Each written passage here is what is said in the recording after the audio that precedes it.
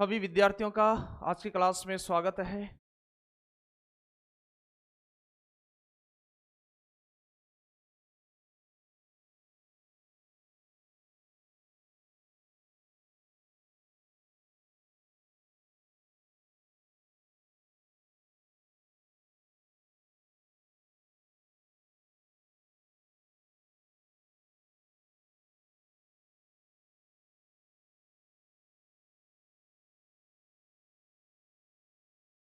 चलिए शुरुआत करते हैं आज की कक्षा की। और सभी विद्यार्थियों को जोड़ दीजिएगा। सभी का मैं स्वागत करता हूं। आपका अभिवादन स्वीकार है सभी का। और अपन बात करें तो अपना जो विषय रहेगा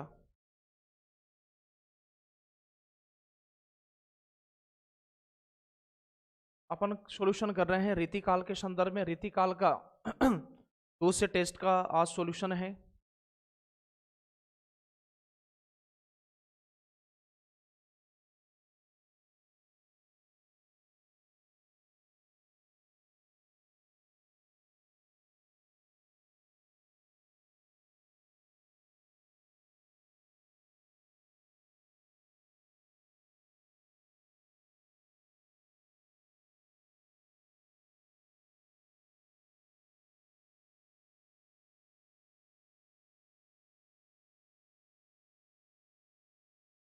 चलिए शुरुआत करते हैं कक्षा की। शुभ विद्यार्थी राकेश बिलाला जी नमस्कार। सर जी नमस्कार। प्रमोद कुमार एक कर रहा है। टपक रहा है। आवाज सही आ रही है ना बच्चों? आवाज कैसी आ रही है? चलिए एमपी टेट वर्ग 2 पात्रता परीक्षा हिंदी टेस्ट सॉल्यूशन तीसरा टेस्ट का अपन यहाँ पर सॉल्यूशन कर रहे हैं। टेस्ट संख्या तृतीय। टेस्ट संख्या तृतीय की बात कर रहे हैं। रीतिकाल का व्याख्यात्मक हल एक पाठ कल हो चुका है। आज प्रश्न संख्या 51 से लेकर के 100 तक यहाँ पर रहेगा। प्रश्न संख्या 51 से लेकर 100 तक यहाँ पर रहेगा। और फिर अपन यहाँ पर बात करना चाहें आगे तो देखिएगा, जैसे कि तीसरा टेस्ट अपना चल रहा है। टेस्ट नंबर कौन सा है? टेस्ट नंबर तीसरा है। 3 टेस्ट हो चुके हैं। यदि आपने टेस्ट सीरीज ज्वाइन कर रखी है तो वहां पर एक फोल्डर आएगा कंटेंट, और कंटेंट फोल्डर में ही आपको मिलेगी पीडीएफ। क्या मिलेगी? पीडीएफ। 11 ही टेस्टों की पीडीएफ आपको मिलेगी। 11 टेस्ट हैं और 11 टेस्ट की पीडीएफ आप प्रिंट आउट ले सकते हो और एक पुस्तक के रूप में व्यवस्थित करके आने वाली चयन भर्ती परीक्षा में भी आपके पूरी काम आने वाली है। और यह जो टेस्ट सीरीज अपने जो 51 रुपये की चल रही है, यह 2 माह के लिए तो है ही सही। यदि आगे उचित लगा कि आगे भी इसकी आपको जरूरत है तो इसका समय और बढ़ा दिया जाएगा। 2 माह तो है। 51 रुपये में 11 टेस्ट। चलिए और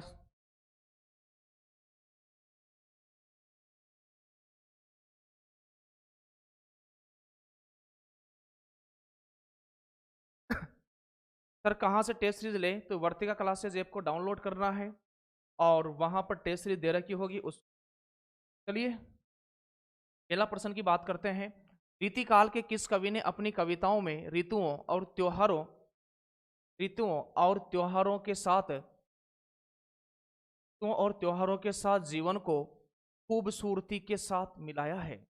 रीतिकाल के किस कवि ने अपनी कविताओं में ऋतुओं और त्योहारों के साथ जीवन को खूबसूरती के साथ मिलाया है? क्या बिहारी है, क्या घनानंद है, क्या देव है, क्या पद्माकर है? आंसर क्या होगा बताइएगा। नमस्कार, स्वागत है। सभी विद्यार्थी जुड़ गए हैं। क्लास को शेयर कर दीजिएगा। कल अपन 8:30 बजे ही कल 8:30 बजे ही आपको जुड़ना है। अभी थोड़ा मैं क्लास लेट हो पा रही थी। पूर्व में भी इस पर कक्षा चल रही थी, इस वजह से एक बार सभी विद्यार्थी अपने साथियों को जोड़ लीजिएगा।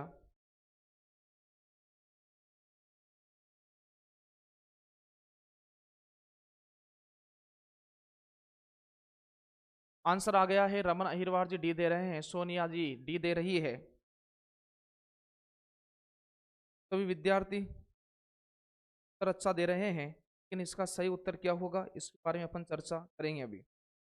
ठीक है, मैं टेलीग्राम पर क्लास को शेयर कर देता हूँ।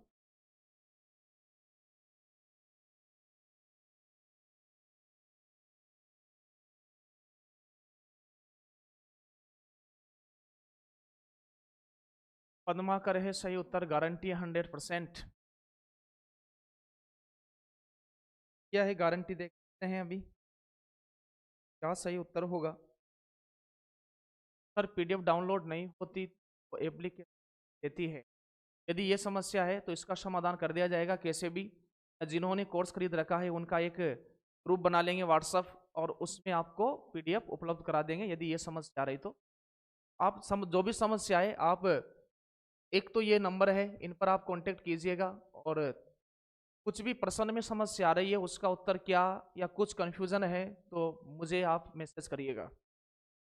ठीक है, और बताइए कैसे हो सभी, सभी कैसे हैं मेरे लाडले विद्यार्थी, प्रिय विद्यार्थी, सभी कैसे हैं एक बार बता दीजिएगा। आप सब कैसे हैं?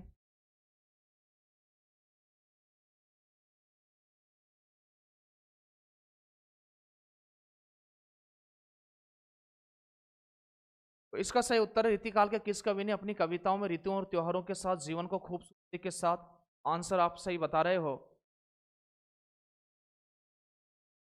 ध्यान रखना, पद्माकर। पद्माकर को त्योहारों का कवि कहा जाता है या ऋतुओं का कवि सेनापति को कहा जाता है।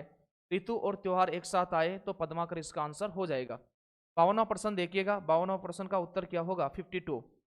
लोग है लागी कवित बनावत, मोही तो मेरे कवित बनावत, यह काव्य पंक्ति किस कवि द्वारा रचित है? केशवदास, मतीराम, नंददास, घनानंद। बताइएगा इसका सही उत्तर क्या होगा।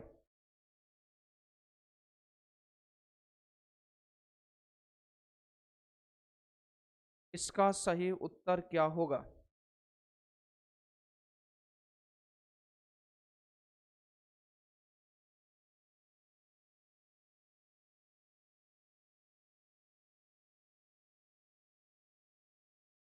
सर जी मैं का जवाब दे दावे के, ठीक है, कॉन्फिडेंस जबरदस्त होना चाहिए कि जीवन की लड़ाइयाँ तो इच्छा शक्ति से ही जीती जाती है।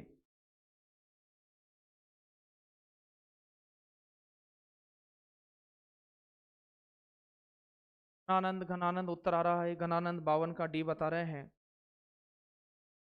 52 का डी बता रहे।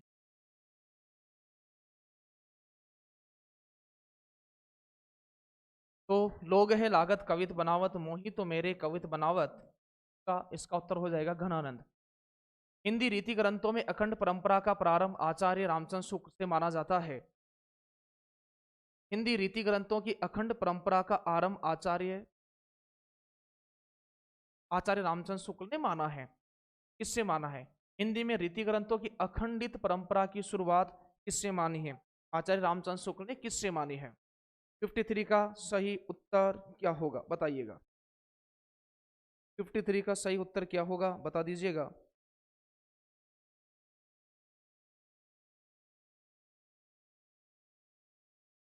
53 का सही उत्तर क्या होगा बता दीजिएगा।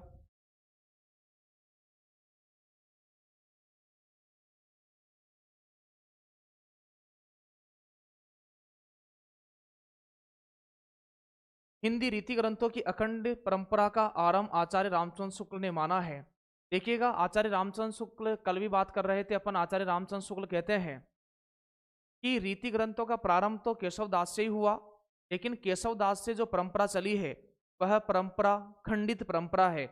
अखंडित परंपरा की जो शुरुआत होती है रीति ग्रंथों की लगातार, वह कहाँ से होती है? तो वह होती है बच्चों चिंतामणि त्रिपाठी से। किससे होती है?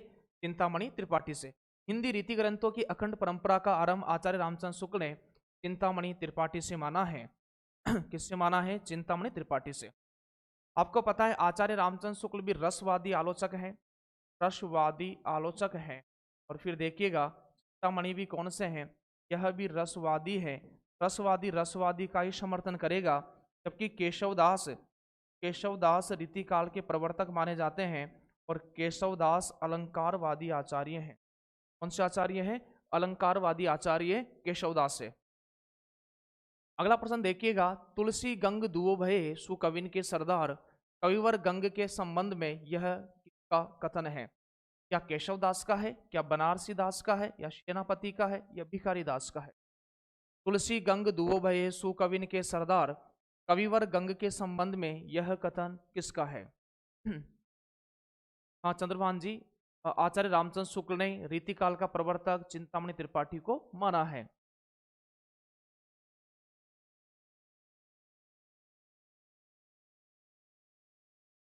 चिंतामणि त्रिपाठी को माना है। पंक्तियां पूछी जा सकती है, बिल्कुल बिल्कुल पंक्तियां पूछी जा सकती है। और यदि आप हिंदी साहित्य वाले सभी मेरे से जुड़ गए हैं तो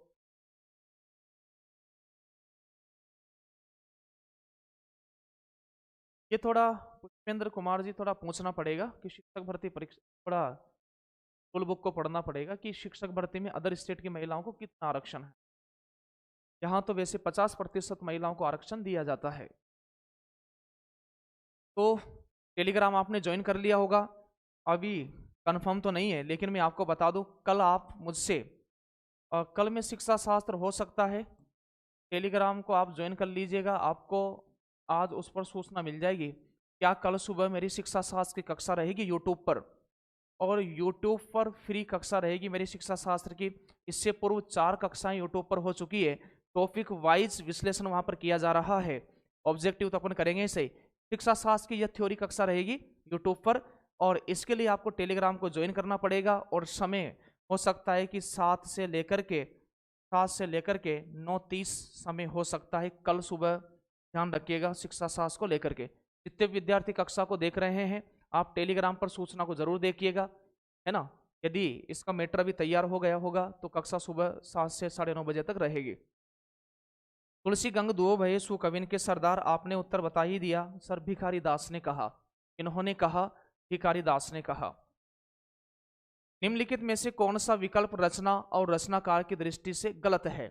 निम्नलिखित में से कौन सा विकल्प रचना और रचनाकार की दृष्टि से गलत है?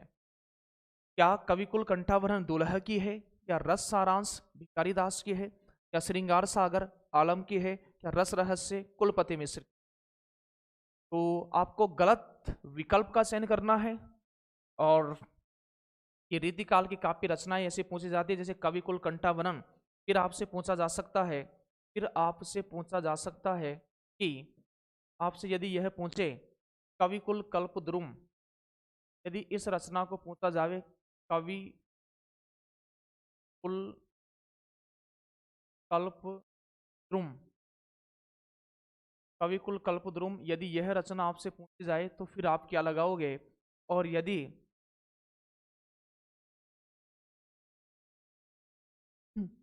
बताइएगा क्या उत्तर बता रहे हैं सभी, क्या उत्तर आपके आ रहे हैं? कविकुल कल्पद्रुम, कविकुल कल्पद्रुम, फिर कविकुल कल्पतरु, कविकुल कल्पतरु, यह रचना पूछी जाए तो फिर आपका क्या उत्तर होगा? और यदि रचना यह पूछ ली जाए काव्य कल्पद्रुम,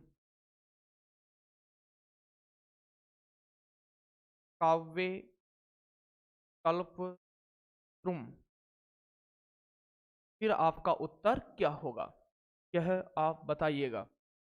कविकुल कल्पद्रुम की बात करें सर जी, आप मेरा देखिएगा, कविकुल्प की बात करें, कविकुल कल्पद्रुम, यह जो रचना बच्चों है यह है श्रीपति की, ये रचना है श्रीपति की। यदि आपसे पूछे कविकुल कल्पतरु तो यह रचना है चिंतामणि, की रचना है चिंतामणि की। यदि आपसे पूछ लिया जाए काव्य कल्पद्रुम, यह रचना है सेनापति की, ये रचना है सेनापति की। अंत तक आपको जुड़ना है, अंत तक आपको जुड़ना है, क्योंकि लास्ट में कल की तरह ही महत्वपूर्ण रीतिकाल के तथ्य लेकर के मैं आपको बताने वाला हूं जहां आपसे गलती हो सकती है। तो 55 का सही आंसर आप क्या बता रहे हो, फिर से लिख भेजिएगा। 55 का सही उत्तर आप क्या बता रहे हो, फिर से आप लिख करके भेजिएगा। श्रृंगार सागर आलम की नहीं है, का सही उत्तर हो जाएगा कवि कुल कंठाभरण दूल्हा की रचना है। सही बात है, दूल्हा की रचना है। रस सारांश भिखारी दास की है। रस रहस्य कुलपति मिश्र की है। श्रृंगार सागर आलम की रचना नहीं है। श्रृंगार सागर की बात करें तो यह मोहनलाल मिश्र की रचना है। यह मोहनलाल मिश्र की रचना है।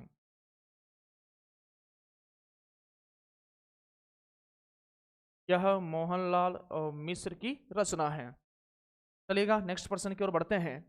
रीतिमुक्त कवियों के संदर्भ में कौन से कवि, रीतिमुक्त कवियों के संदर्भ में से कौन सा कथन गलत है?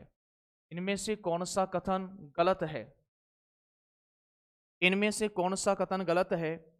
रीतिमुक्त कवियों के प्रेम का वर्णन में विरह वेता प्रधान है। दूसरा विकल्प देखिएगा, रीतिमुक्त कवियों ने प्राचीन काव्य परंपरा को बड़ी गहराई से ग्रहण किया है।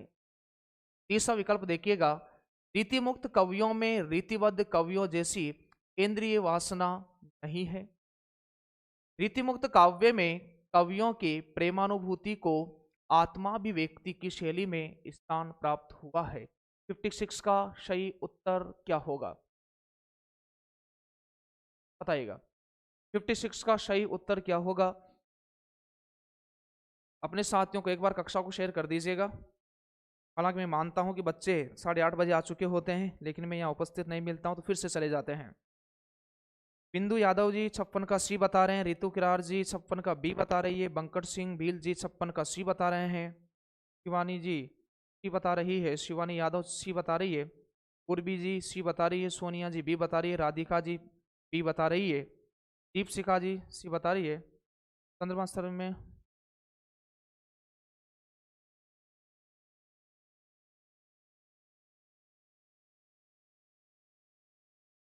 दीवान सिंह जी डी बता रहे हैं। संगीता जाटव जी बी बता रही है। शिवानी यादव जी सी बता रही है। चलिए, रीतिमुक्त कवियों के संदर्भ में इनमें से कौन सा कथन गलत है? कौन सा कथन गलत है? तो 56 का उत्तर की बात करें, रीतिमुक्त कवियों के प्रेम वर्णन में विरह वेता प्रदान है। रीतिमुक्त, हाँ बिल्कुल सही बात है कि रीतिमुक्त कवियों के प्रेम वर्णन में विरह प्रधान है, ये बिल्कुल सही बात है।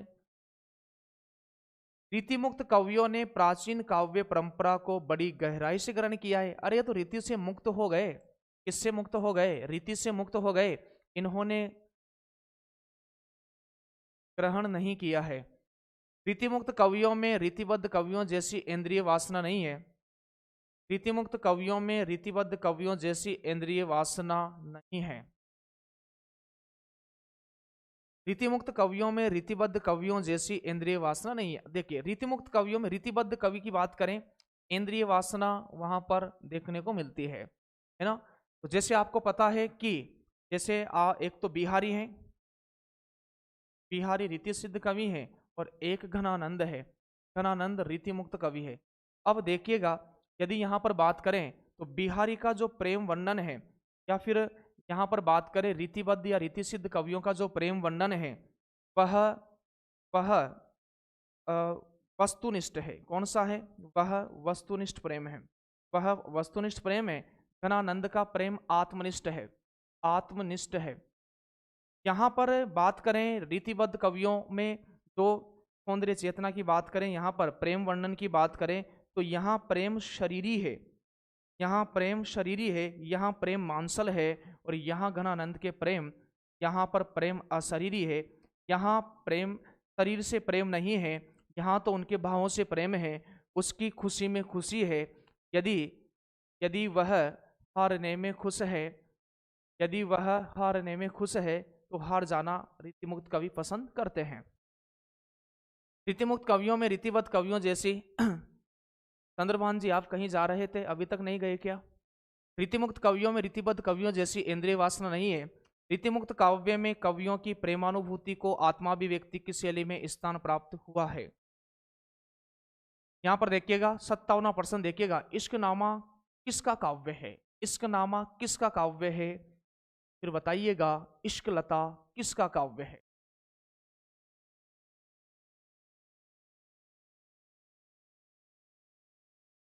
इश्कनामा किसका काव्य है? इश्कनामा किसका काव्य है? बोधा का, घनानंद का, भूषण का, केशवदास का। और इश्कलता तो आपको पता ही है, घनानंद। कौन है? घनानंद है। कौन है? घनानंद है। इश्कनामा किसका काव्य है? बोधा का है, घनानंद का है, भूषण का है, केशव का है। केशव का है।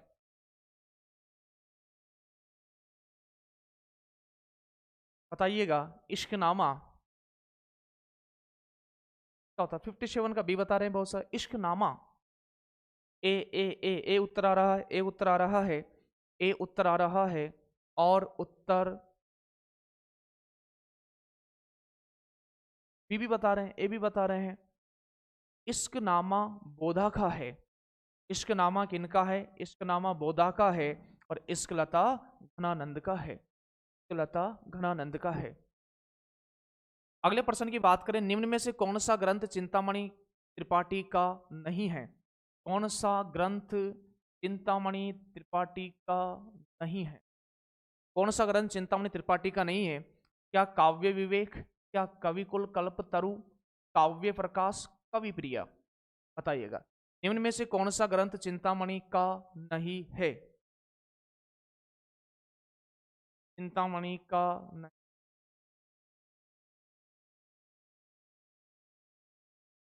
बिल्कुल बिल्कुल बिल्कुल बात है। यहाँ पर देख, निम्न में से कौन सा ग्रंथ चिंतामणि का नहीं है? यहाँ पर बात करें कवि प्रिया किसका ग्रंथ है? सर कवि प्रिया तो केशव दास का ग्रंथ है। केशव दास का ग्रंथ है। अगला प्रश्न देखिएगा, नहीं पराग नहीं मधुर मधु, नहीं विकास इह काल, अली कली ही सो बिंदियो, आगे कौन हवाल? नहीं पराग नहीं मधुर मधु, नहीं विकास इह काल, अली कली ही सो बिंदियो, आगे कौन हवाल? अलंकार पूछा जाए तो आप बताओगे अन्योक्ति। कौन सा अलंकार बताओगे? अन्योक्ति अलंकार में है, जो कि आपके एमपीटेट वर्ग 2 के सिलेबस में नहीं है। उपयुक्त काव्य पंक्तियां किस भाषा में हैं? ये नहीं पूछा कि किसकी है, भाषा पूछी है। बताइएगा यह पंक्ति आपको पता है बिहारी है, बिहारी की है। और बिहारी आपको पता है कि इनका जन्म 1595 में गोविंदपुर बसवा ग्वालियर के समीप हुआ था।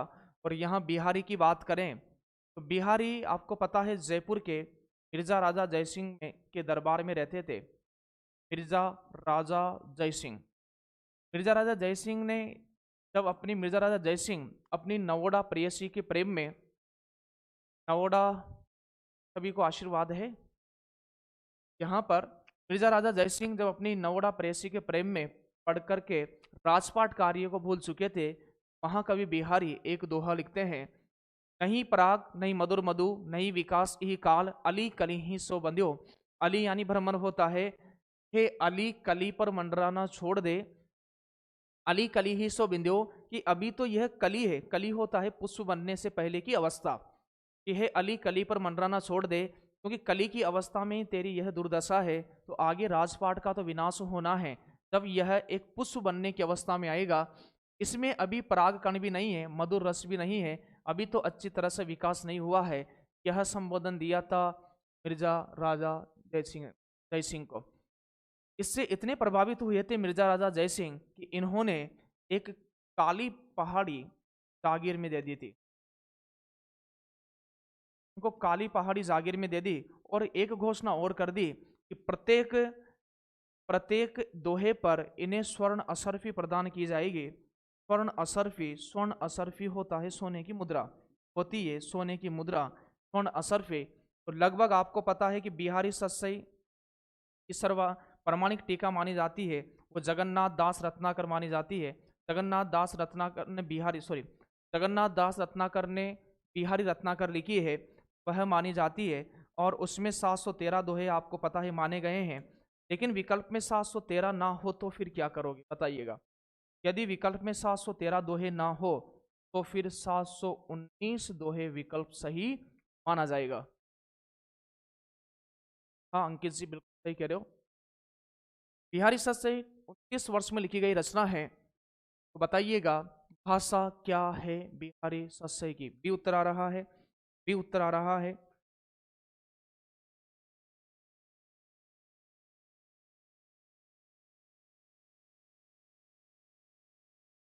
59 का उत्तर आपने बताया है क्या? बी, ब्रजभाषा इसका सही उत्तर होगा। क्या होगा? ब्रजभाषा। प्रबोध पचासा के रचनाकार बताइएगा। भूषण है, देव है, पद्माकर है, रसखान है। प्रबोध पचासा के रचनाकार कौन है? प्रबोध पचासा के रचनाकार कौन है बताइएगा। प्रबोध पचासा के रचनाकार कौन है? एक बार कक्षा को शेयर कर दीजिएगा कि आप कक्षा शेयर नहीं कर रहे हो। प्रबोध पचासा के रचनाकार कौन है बताइएगा, कौन है?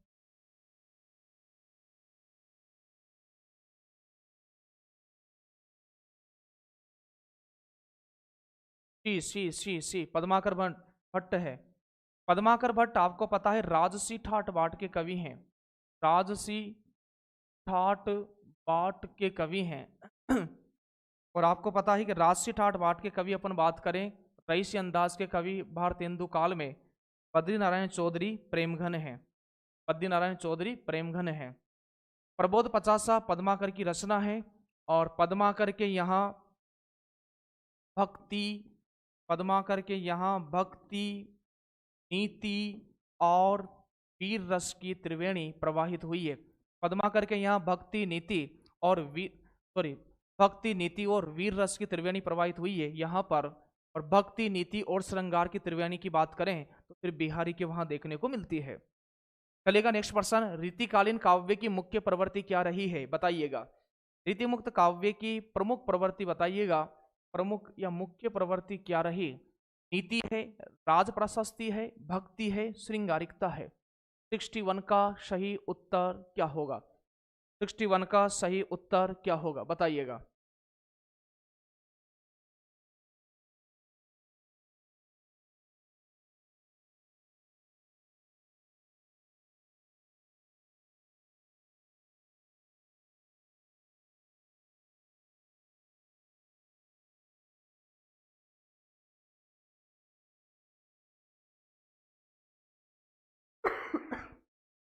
बताइएगा 61 का सही उत्तर क्या है। उत्तर आ रहा है आपका। पूजा कुशवाहा जी डी बता रही हैं, भैयालाल बिल 61 का डी बता रहे हैं, रितु किरार जी डी बता रही है, राधिका जी बी डी, और निमेश परिहार जी बी बता रहे हैं, अनुभा सोनी 61 का डी बता रही है, रमन अहिरवार बी बता रहे हैं, मोहन जी बता रहे हैं, मेघा जी 61 का 4 बता रही है, और सीमा जी 61 का 3 बता रही है, ज्योति मीना जी 61 का डी बता रही है। तो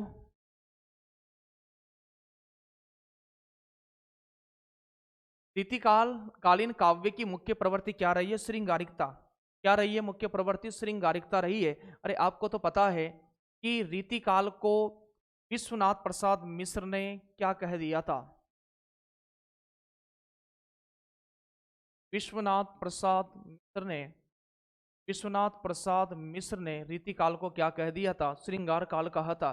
किसके कारण कहा था? किसके कारण कहा था? श्रृंगारिकता की प्रवृत्ति के कारण। सतसैया के दोहरे, दो नाविक के तीर। कल वाला पीडीएफ नहीं मिला रीतिकाल का? टेलीग्राम पर भेजा होगा ना? कल मैं बोलता हूं यदि नहीं भेजा तो।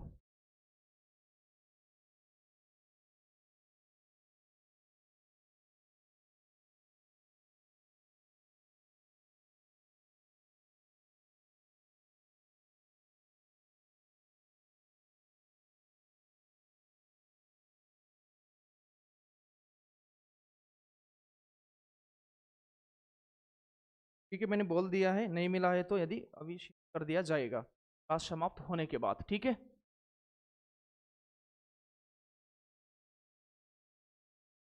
बताइएगा। सतसैया के दोहरे, जो नाविक के तीर, देखन में छोटे लगे, घाव करे गंभीर। किसने कहा? रहीम ने, कबीर ने, तुलसी ने, बिहारी ने। 62 का सही उत्तर क्या है?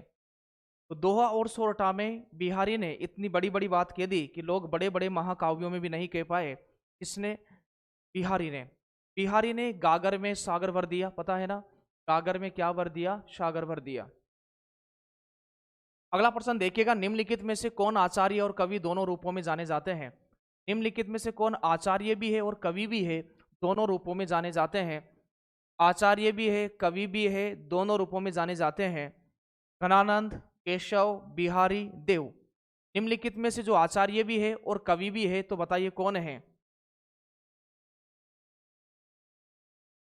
निम्नलिखित में से कौन आचार्य और कवि दोनों रूपों में जाने जाते हैं? तो बताइए, क्या घनानंद जाने जाते हैं, केशव जाने जाते हैं, बिहारी जाने जाते हैं, या फिर देव जाने जाते हैं, या फिर देव जाने जाते हैं?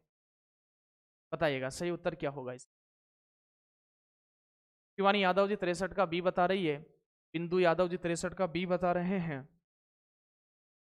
जगदीश बी, ज्योति बिना जी, देव की कुर्बानी केशव दास बता रहे हैं।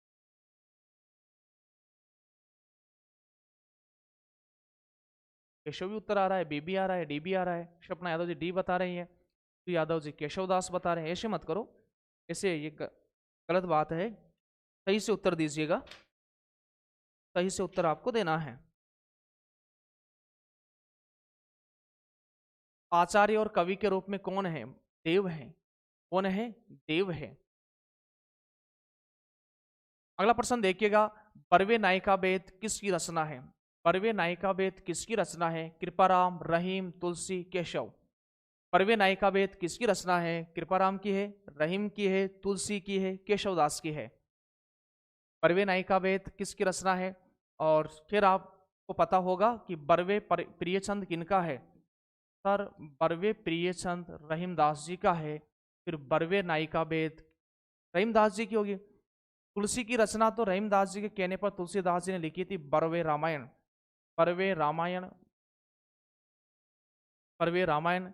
बरवे चंद आपको पता है इस मात्राओं का है ना, 12 और 7 पर यति होती है।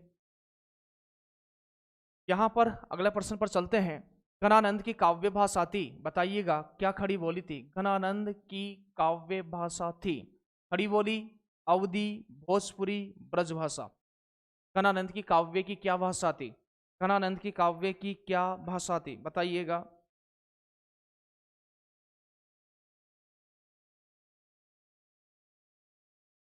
घनानंद के काव्य की क्या भाषा थी, बताइएगा। खड़ी बोली, अवधी, भोजपुरी, ब्रजभाषा।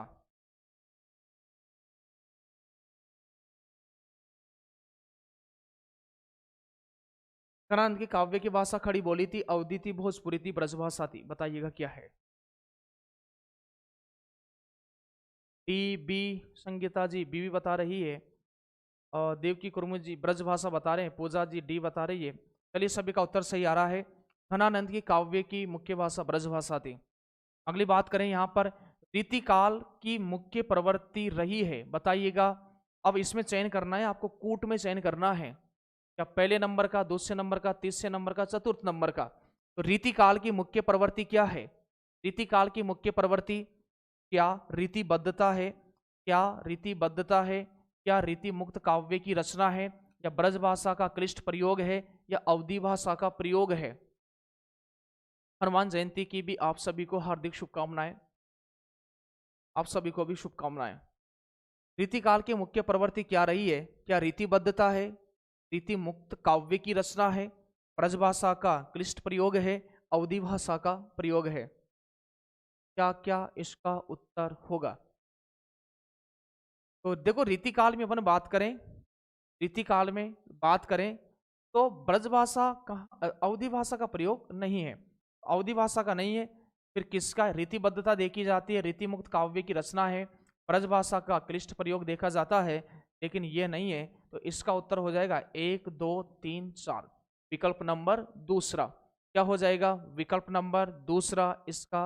अवधि आपको पता है, अवधि कहां पर देखी जाएगी? अपन भक्ति काल की बात करें तो अवधि की बात करें तो आपको देखने को मिलेगी, एक तो देखने को मिलेगी संतों की तो सदुकड़ी भाषा है। फिर बात करें सूफी की, सूफियों के यहाँ पर आपको पता है भाषा अवधि है, और लिपि यहाँ पर विदेशी है। लिपि क्या है? लिपि यहाँ पर फारसी है। तो अवधि एक तो आपको यहाँ पर देखने को मिलेगी। एक अपन राम काव्य धारा की बात करें तो राम काव्य धारा में अवधि भी है, और बात करें ब्रजभाषा भी है, जबकि ये तो ब्रजभाषा का क्या है? स्वर्ण काल है, रीतिकाल। तो बताइएगा 66 का सही उत्तर बी। अगले प्रश्न पर चलिएगा, केशवदास का अलंकार आधारित ग्रंथ कौन सा है? केशवदास का अलंकार पर आधारित ग्रंथ कौन सा है? क्या विज्ञान गीता है, रतन बावनी है, रसिक प्रिया है, कवि प्रिया है? केशव दास का ऐसा ग्रंथ जिसमें अलंकार का वर्णन है, तो केशव दास का अलंकार पर आधारित ग्रंथ कौन सा है? केशव दास का अलंकार पर आधारित ग्रंथ कौन सा है? 67 का सही उत्तर बताइएगा क्या है? 67 का सही उत्तर क्या है? शिवानी यादव जी डी बता रही है, रमन अहिरवार जी बी बता रहे हैं, संगीता जी डी बता रही है, इंदू जी भी डी बता रहे हैं, शिवानी सूर्यवंशी डी बता रही है, प्रहलाद सिंह चौहान 67 का डी बता रहे हैं, भैया लाल जी डी बता रहे हैं, देव की कुर्मी 67 का कवि प्रिया। कवि प्रिया आप ध्यान रखना है, कवि प्रिया आपका बिल्कुल सही उत्तर है। अलंकार ग्रंथ जो कवि प्रिया है, आपको पता है यह केशव दास की शिष्या राय प्रवीण एक नृत्यांगना है ना, तो उनको शिक्षा देने के लिए कवि प्रिया ग्रंथ की रचना की थी। और कवि प्रिया, हाँ हाँ हाँ, यद्यपि सुजाति सुलक्षणी, वह कवि प्रिया में लिखा मिलता है। ज्योति मीना जी सही कह रहे हो आप। केशव दास का अलंकार पर आधारित ग्रंथ कवि प्रिया है, ध्यान रखना है, कवि प्रिया अलंकार आधारित ग्रंथ है। रीतिकाल में किस रस की प्रधानता काव्य में है, काव्य में रही है? क्या श्रृंगार की, भक्ति की, शांत की, रौद्र की? सिंपल सा प्रश्न है, आसान सा उत्तर आप दे सकते हो, बिल्कुल फास्ट उत्तर दे दीजिएगा। बिल्कुल सिंपल प्रश्न है, आपके लिए तो ये प्रश्न कुछ भी नहीं है। कल ही आपका रीतिकाल का लगभग पूरा कॉन्सेप्ट क्लियर हो गया होगा, आज तो केवल टिक लगाना है, इतना आपको आने लग गया होगा, है ना। राठौर जी कह रहे हैं रसिक प्रिया में रस है, कवि प्रिया में अलंकार है, रामचंद्रिका में छंद। कॉन्सेप्ट क्लियर है। रीतिकाल में किस रस की प्रधानता काव्य में रही है? श्रृंगार की, भक्ति की, शांत की, रौद्र की? रस तो और भी हैं, लेकिन इसमें प्रधानता किसकी रही है? तो ये तो श्रृंगार काल ही हो गया था। रीतिकाल में श्रृंगार रस की प्रधानता रही है। किसकी रही है? श्रृंगार रस की प्रधानता रही है। निम्नलिखित कवियों के जीवन काल का सही आरोही क्रम क्या है? बताइएगा, सही आरोही क्रम क्या है? आरोही क्रम बढ़ते हुए क्रम में पहले किसका जन्म, उसके बाद किसका, उसके बाद किसका, इस क्रम में आपको बताना है। पढ़ लीजिएगा अच्छी तरह। 69% का उत्तर क्या होगा बता दीजिएगा। 69 पढ़ते हुए क्रम में आपको उत्तर देना है।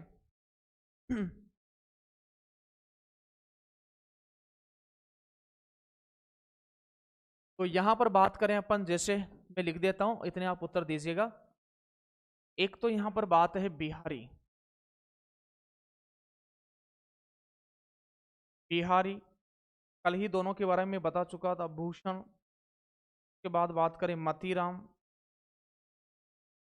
और मतीराम के बाद अपन ले लेते हैं देव को ले लेते हैं। अब देखो देव तो चारों ही जगह आ रहा है, तो जन्म कब कब है इनका, जन्म देख लीजिएगा। जैसे अपन यहाँ पर बिहारी की जन्म की बात करें तो 1595 ईस्वी, 1595 यहाँ पर है। भूषण की बात करें 1613 ईस्वी। मतीराम की बात करें तो 1617 ईस्वी।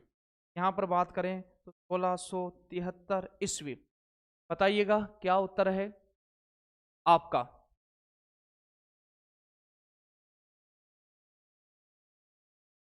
क्या उत्तर आ रहा है? निक्की जी 68 का ए बता रही है, बिंदु यादव जी, बिंदु यादव जी 69 का, 69 का डी बता रहे हैं, मधु शर्मा जी 69 का बी बता रही है। बिहारी 1595, भूषण 1613, मतीराम 1617, देव 1673। बताइएगा कौन सा विकल्प सही है, कौन सा विकल्प सही है? B B. तो यहां पर देख लीजिएगा, बिहारी ठीक है, लेकिन यहां मतीराम आ गया, ये भी नहीं होना है। तो बिहारी, भूषण, मतीराम, देव का सही विकल्प हो जाएगा 4। क्या सही विकल्प हो जाएगा? 4। आगे बात करें, देखिएगा भाषा भूषण इंपॉर्टेंट है कहीं, क्योंकि पीछे भूषण आ रहा है ना, तो ऐसा लगता है कि भूषण का ग्रंथ है। इंपॉर्टेंट रचना है, अच्छी तरह आपको याद रखना है बच्चों। भाषा भूषण ग्रंथ के रचयिता कौन थे? चिंतामणि त्रिपाठी, कुलपति मिश्र, भूषण कवि, महाराजा जसवंत सिंह। इंपॉर्टेंट रचना है, ध्यान रखना इस रचना को, इंपॉर्टेंट रचना है। बताइएगा भाषा भूषण ग्रंथ के रचयिता कौन थे? 70वें का शिवानी यादव जी ने दिया है डी, पूजा रघुवंश जी डी बता रही हैं। और निमेश परिहार जी 70 का डी बता रही है, शिवानी यादव जी जसवंत रही है, इंदु यादव डी बता रही है, शिवानी जी डी बता रही है। सभी के कमेंट फास्ट हो गए, चंद्रभान जी भी डी बता रहे हैं, जसवंत बिल्कुल जबरदस्त आपका उत्तर है। ये इसलिए क्योंकि भूषण वहां आएगा परीक्षा हॉल में, तो आप जल्दबाजी में गलती नहीं कर दे, इसलिए भाषा भूषण याद रखिएगा। महाराजा जसवंत सिंह की रचना है भाषा भूषण। अगले प्रश्न की बात करें, बड़ा अच्छा प्रश्न है। निम्नलिखित काव्य ग्रंथों को उनके कवियों के साथ सुमेलित कीजिए, के कवियों के साथ सुमेलित कीजिए। तो कवियों के साथ आपको सुमेलित करना है बच्चों, और करिएगा सुमेलित। गंगा लहरी किसकी है? इश्कनामा किसकी है? विरह लीला किसकी है? शिवा बावनी किसकी है? में थोड़ा सा समय ज्यादा ले लीजिएगा, लेकिन उत्तर आपको सही देना है। कॉपी पेन में चाहे मिलान कर लीजिएगा, उत्तर आपका बिल्कुल सही आना चाहिए।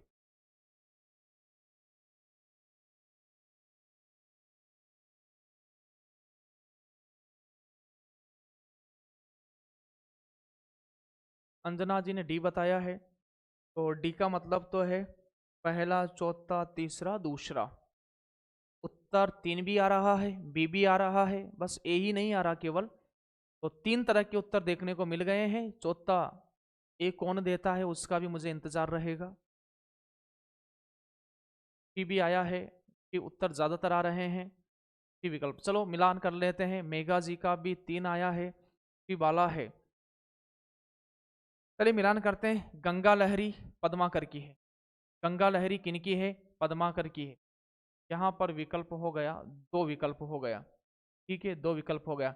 इश्कनामा सरबोधा की है, तो यहाँ पर विकल्प 3 हो गया। कितना विकल्प हो गया?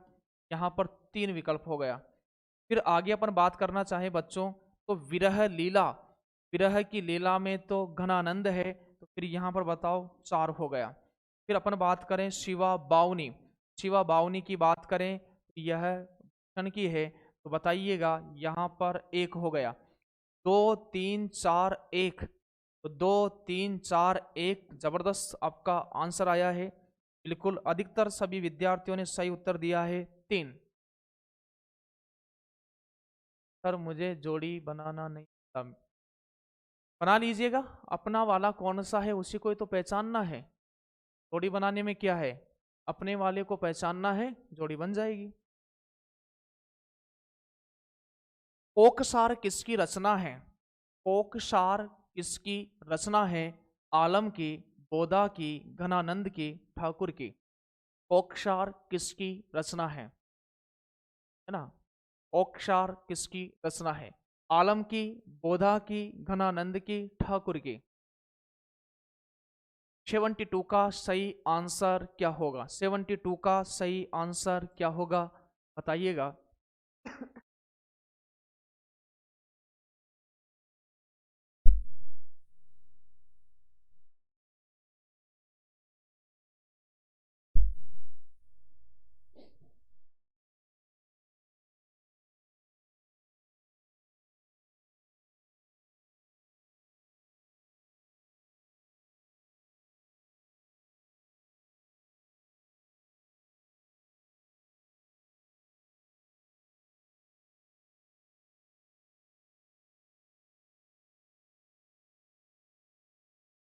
बताइएगा क्या है? सभी का उत्तर सी भी आ रहा है और डी भी आ रहा है, तो बताइएगा कोकसार। कृपा कंद,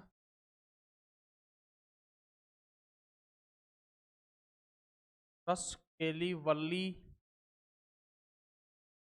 इश्क लता, विरह लीला, विरह लीला। बताइएगा सही उत्तर इसका आपने बताया है, जो बिल्कुल सही है, घनानंद की है, घनानंद की है। हाँ चलिएगा 73 प्रश्न की बात करें। बोधा का असली नाम क्या था? बोधा का असली नाम बुद्धिराम, सुबोध चंद्र, बुद्धिसेन, प्रबोध चंद्र। सिंपल सा प्रश्न है, बोधा का असली नाम आपको बताना है। बुद्धिराम, सुबोध चंद्र, बुद्धिसेन, प्रबोध चंद्र। 73 का सही विकल्प क्या है? 73 का 73 का सही विकल्प क्या है? 73 का सही विकल्प क्या है बताइएगा। सोनू जी सी बता रहे हैं, प्रमोद कुमार सी बता रहे हैं, पूजा जी सी बता रही है, मधु शर्मा जी, गणानंद बता,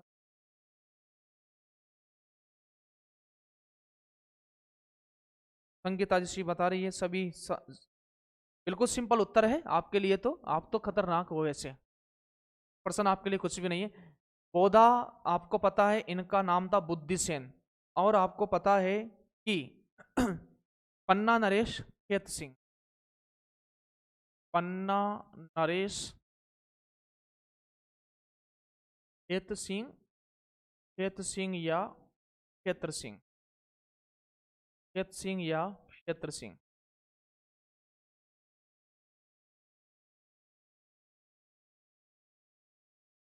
इन्हें प्यार से क्या कहते थे? इन्हें प्यार से पौधा कहते थे। क्या कहते थे? पौधा। प्रेमिका का नाम आपको पता ही होगा, सुबहान। प्रेमिका का नाम क्या था? सुबहान। 73 के बाद बात करते हैं 74। श्रृंगार लतिका के रचयिता कौन है? द्विजदेव, चिंतामणि, देव, रत्नाकर। 74 का सही उत्तर बताइएगा। हाँ, घनानंद की थी, जो मैंने लिखी थी वो सारी रचनाएं घनानंद की थी, ठीक है।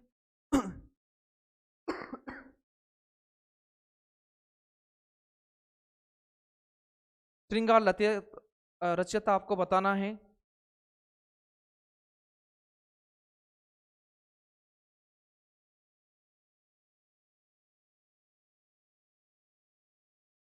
तो उत्तर का बी भी आ रहा है, ए भी आ रहा है।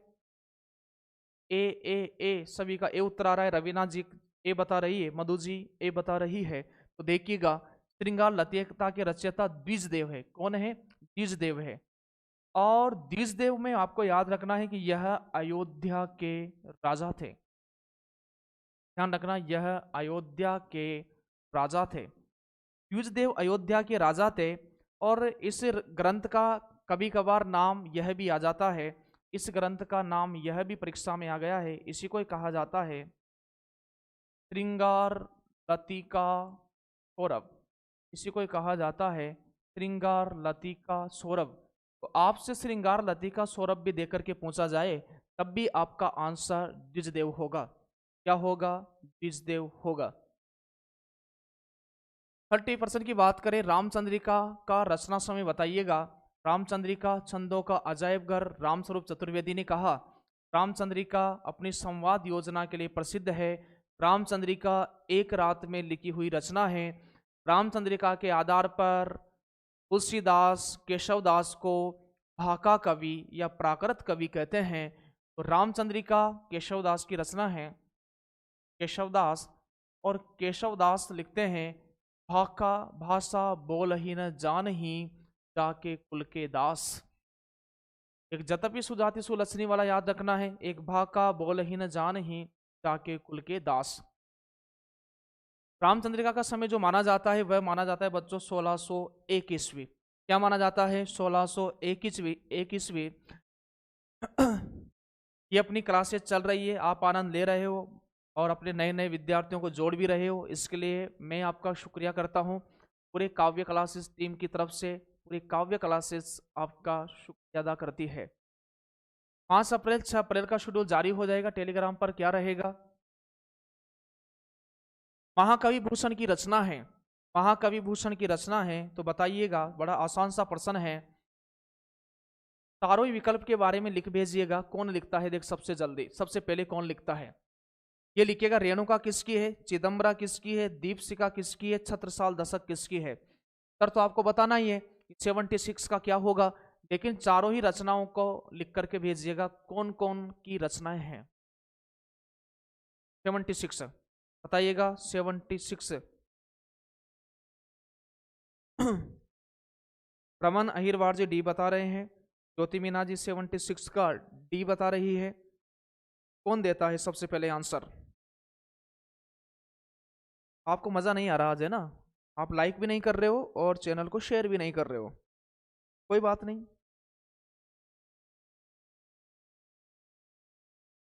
रेणुका रामधारी सिंह मधु शर्मा जी का उत्तर आया है। पूजा कुशवाहा जी डी बता रही है।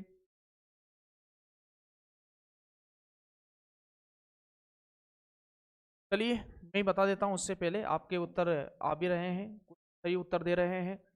रेणुका तो दिनकर जी की रचना है, दिनकर जी का खंड काव्य है, दिनकर जी का खंड काव्य है। चिदम्बरा पंत जी की रचना है, पंत जी की रचना है। आपको पता है हिंदी साहित्य का प्रथम ज्ञानपीठ पुरस्कार 1968 में चिदम्बरा कीर्ति को मिला है। ठीक है। दीपशिखा महादेवी वर्मा की रचना है, किनकी रचना है? दीपशिखा महादेवी वर्मा की रचना है। तो छत्रसाल दशक की रचना है, छत्रसाल दशक। मधु शर्मा जी ने पूरा लिख भेजा है। चलिएगा 76 के बाद बात करते हैं 77। 77 प्रश्न क्या कह रहा है? निम्नलिखित में से कौन सा मतीराम का ग्रंथ नहीं है? निम्नलिखित में से कौन सा मतीराम का ग्रंथ नहीं है? मतीराम का जन्म 1617 ईस्वी में हुआ था, है ना? तो मतीराम का ग्रंथ नहीं है। क्या रसराज नहीं है, या रसविलास नहीं है, या ललित ललाम नहीं है, या छंदसार नहीं है? निम्नलिखित में से मतीराम का ग्रंथ कौन सा नहीं है? बताइएगा बच्चों, इसका उत्तर बताइएगा, क्या उत्तर इसका रहेगा?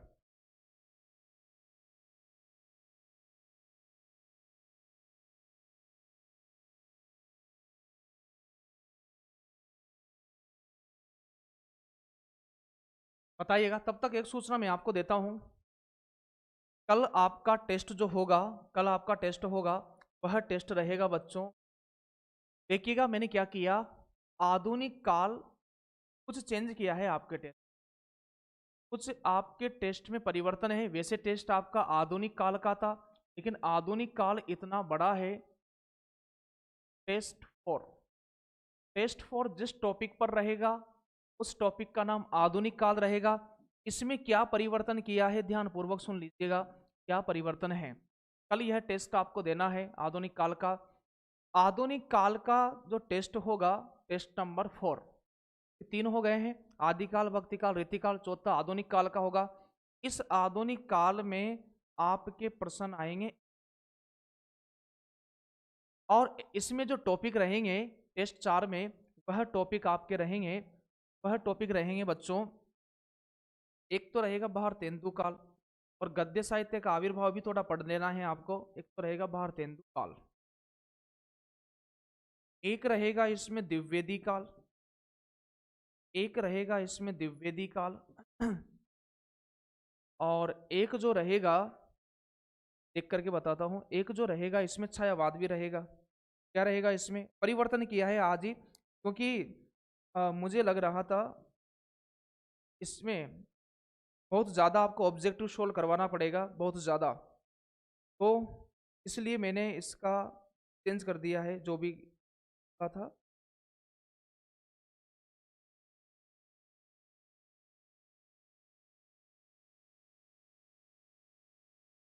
तो टेस्ट रहेगा कल आपका, उसके मैं टॉपिक आपको बता रहा हूँ। भारतेंदु काल रहेगा, द्विवेदी काल रहेगा, छायावाद रहेगा, और प्रश्न संख्या रहेगी 120। प्रश्न संख्या क्या रहेगी? 120 रहेगी। और ये टेस्ट आपको होने जा रहा है, आज बात करें, आज 6 अप्रैल हो गया, यह रहेगा 7 अप्रैल को। कब रहेगा? 7 अप्रैल को। टेस्ट नंबर कौन सा? चौथा। आगामी टेस्ट रहेगा आपका टेस्ट 5। और एक चीज और मैं आपको बताऊं यहाँ पर, जैसे टेस्ट 5 रहेगा, और टेस्ट 5 जो रहेगा वो जिस टॉपिक पर आधारित रहेगा, बचा हुआ इसके बाद में, सर कब रहेगा टेस्ट 5? तो टेस्ट 5 रहेगा आपका अप्रैल। कब रहेगा? 9 अप्रैल को रहेगा। उसी तरह से वीडियो सॉल्यूशन चलेगा। इसमें जो टॉपिक हैं क्या क्या है, इसके टॉपिक आप लिख लीजिएगा यदि आपको ध्यान रह जाए। इसके टॉपिक है प्रगतिवाद, प्रगतिवाद है, का टॉपिक है प्रयोगवाद, का टॉपिक है प्रयोगवाद, का टॉपिक है नई कविता, नई कविता, और एक रहेगा यहाँ पर आपका जो टॉपिक रहेगा नकेनवाद, इसमें आ गया। नकेनवाद आ गया। हालावाद के कुछ प्रश्न अपन ने यहाँ ले लिए हैं, ध्यान रखना। हालावाद, हायावाद के बाद जो हरिवंश राय बच्चन प्रवर्तक के हालावाद यहाँ पढ़ा जाएगा। नकेनवाद के बाद यहाँ पर बात करें नवगीत, क्या रहेगा यहाँ पर? नवगीत रहेगा। नवगीत के बाद बात करें यहाँ पर काठोत्तरी कविता रहेगी। काठोत्तरी कविता, काठोत्तरी कविता के बाद बात करें समकालीन कविता। समकालीन कविता, समकालीन कविता की बात करें तो आपकी गद्य की पूरी विधाएं, गद्य की पूरी विधाओं में ज्यादा प्रश्न मैंने नाटक से रखे हैं। नाटक, निबंध और कहानी से, नाटक, निबंध, कहानी से लगभग 15 प्रश्न रखे हैं, क्योंकि ये 3 विधाएं आपके सिलेबस में दे रखी है, नाटक, निबंध, कहानी। और सभी विधाओं से प्रश्न है, कहानी से भी है, उपन्यास से भी है, जीवनी से भी है, रिपोर्टाज से भी है, संस्मरण से भी है, रेखा चित्र से भी है, और पत्र साहित्य से भी है, यात्रा वृत्तांत से भी है, और विशेषकर गद्य साहित्य का आविर्भाव, लेखक चतुष्टय, राजाद्वय, उसके भी प्रश्न यहाँ पर देखने को मिलेंगे। और इसमें भी प्रश्न जो रहेंगे वह प्रश्न रहेंगे इसमें भी 100। तो देख लीजिएगा आधुनिक काल का जो प्रश्न, मैंने कितने प्रश्न हो गए? 240, 120 और 120 आधुनिक काल के 2 टेस्ट है। टेस्ट कहां पर मिलेगा? वर्तिका क्लासेस ऐप डाउनलोड करना है, वर्तिका क्लासेज, या फिर इन नंबर पर 63 78 51 37 28 पर आप मैसेज करके लिंक आपके पास भेज दी जाएगी, वहां से आपको टेस्ट ज्वाइन कर लीजिएगा। और पीडीएफ मिलती है, 3 टेस्ट हो चुके हैं, 11 टेस्ट अपने 51 रुपये में मिल रहे हैं। देखो 11 टेस्ट आपको 51 रुपये में मिल रहे हैं, 51 रुपये में आपको टेस्ट मिल रहे हैं, 51 रुपये में आपको पीडीएफ मिल रही है, मतलब 51 रुपये में ही, और वीडियो सॉल्यूशन भी आपको मिल रहा है। 3 चीजें 51 रुपये में। चलिएगा, निम्नलिखित में से कौन सा मतीराम का ग्रंथ नहीं है? तो 77 का उत्तर आपने क्या दिया है बताइएगा। 77 का उत्तर बताइएगा क्या है?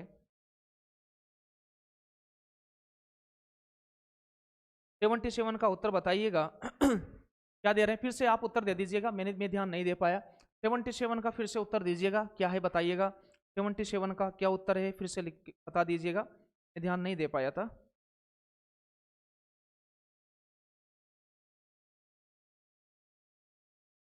77 का उत्तर फिर से लिख दीजिएगा। 77 का सही उत्तर हो जाएगा रस विलास।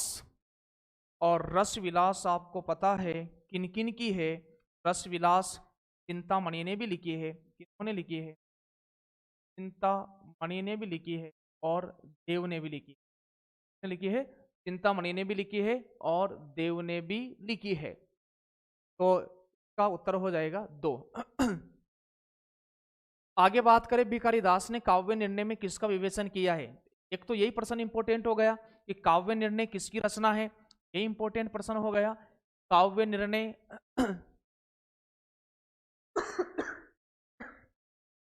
सॉरी, काव्य निर्णय किसकी रचना है? तो ये इंपॉर्टेंट प्रश्न है, भिखारी दास की रचना है।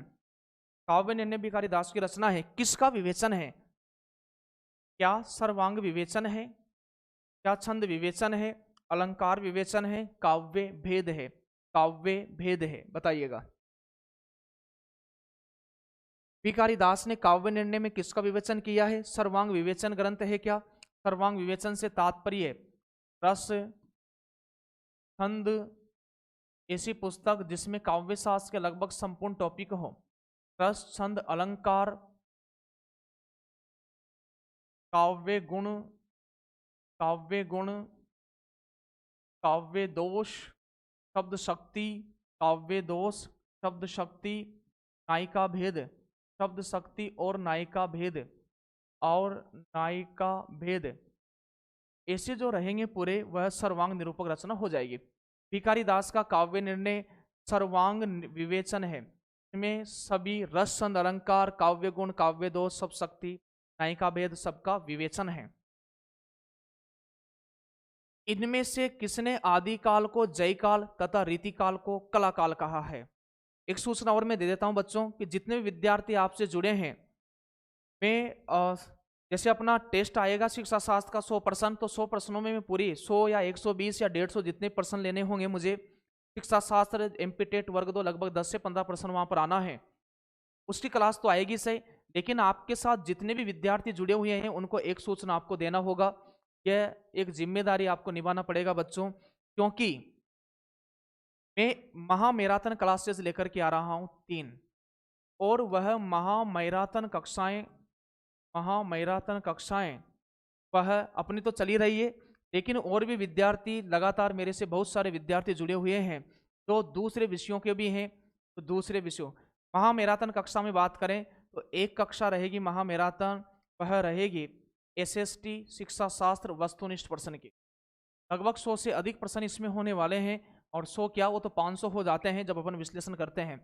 एक आपकी रहेगी गणित शिक्षा शास्त्र एमपी टेट वर्ग 2 महा मैराथन कक्षाएं, बिल्कुल नए पैटर्न पर आधारित है, पूर्णतः सिलेबस पर आधारित है। एक गणित शिक्षा शास्त्र की रहेगी, क्योंकि आप ही हो जो मेरा सहयोग कर सकते हो, मेरे हिंदी साहित्य वाले विद्यार्थियों, आपके साथ हो तो जोड़िएगा।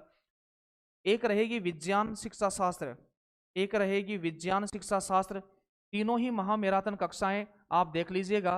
यूट्यूब इतिहास में जिस तरह से मैं तथ्यों का विश्लेषण करने वाला हूं, यदा कदा ही आपको देखने को मिला होगा शिक्षा शास्त्र में। तो देख लीजिएगा। अपनी हिंदी की तो आना ही है शिक्षा शास्त्र, वो तो टेस्ट के अकॉर्डिंग आएगी, लेकिन ये अलग से रहेगी। और इनको मैं रविवार को रखूंगा, जैसे जैसे रविवार आएगा तो अपने साथियों से बोल देना, जो एसएसटी वाले हैं, गणित वाले हैं, विज्ञान वाले हैं, सूचना मिल जाएगी टेलीग्राम के माध्यम से कब कब ये कक्षाएं रहने वाली है। चलिएगा प्रश्न का थोड़ा विश्लेषण कर लेते हैं आपका।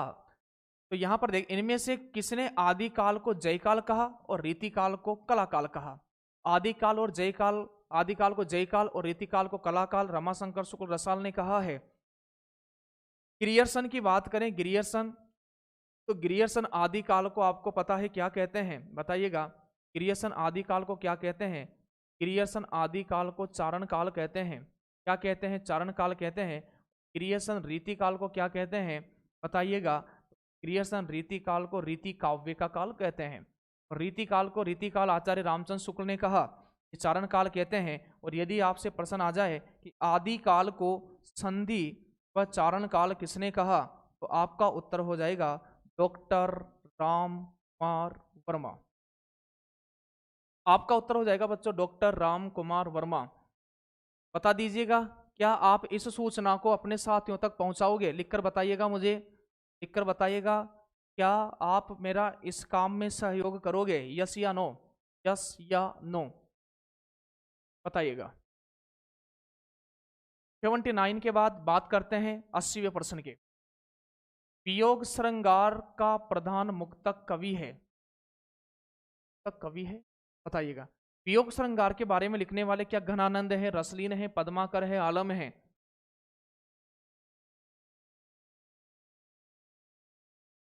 भैया लाल बिल करें, यस सर, यस सर, बिल्कुल 100% करेंगे। Yes yes yes yes yes. एक बार आपके प्रमोद सर के जलवे शिक्षा शास्त्र में भी देख लीजिएगा। शिक्षा शास्त्र के जलवे कुछ अलग ही रहेंगे। शिक्षा शास्त्र का देख लीजिएगा मामला, आपने हिंदी का पढ़ा होगा, लेकिन आप गणित का, विज्ञान का, एसएसटी का, संस्कृत का, सर राम कुमार वर्मा सागर जिले, सबका शिक्षा शास्त्र किस तरह से मैं विश्लेषण करता हूं, आप उसका मजा लीजिएगा। आप तो कह रहे हैं हिंदी का लीजिएगा, लेकिन आपके साथियों से कहिएगा कि एक बार जरूर जरूर मूल्यांकन करके आइएगा। और देखो समय, अभी तो हमने शुरुआत की है, अभी तो शुरुआत की है, लेकिन जैसे जैसे पता चलेगा व्यक्तियों को, व्यक्ति जुड़ते जाएंगे और आपके सहयोग से कारवां भी बनता जाएगा। ये तो आपने मुझे कॉन्फिडेंस दिला दिया है कि सर हम सहयोग करेंगे और आप रुकने वाले नहीं हो। वियोग श्रृंगार का मुक्तक काव्य सभी बता रहे हैं। घनानंद है। कौन है? घनानंद है। कवित रत्नाकर किस भाषा में रचित है? कवित रत्नाकर किस भाषा में रचित है? तो पहले भाषा भी लिख दीजिएगा और फिर ये भी बता दीजिएगा कवित रत्नाकर किसने लिखी है। कवित रत्नाकर किसने लिखी है, आप ये भी बता दीजिएगा। कवित रत्नाकर किसने लिखी है?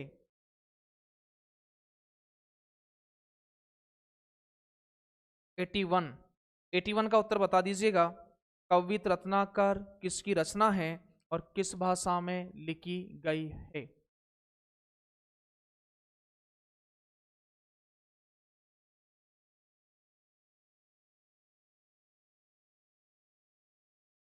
बिल्कुल सही उत्तर आया है। कवित रत्नाकर की बात करें, ब्रजभाषा की रचना है, और यह जो लिखी है सेनापति ने लिखी है। कौन लिखी है? सेनापति ने लिखी है।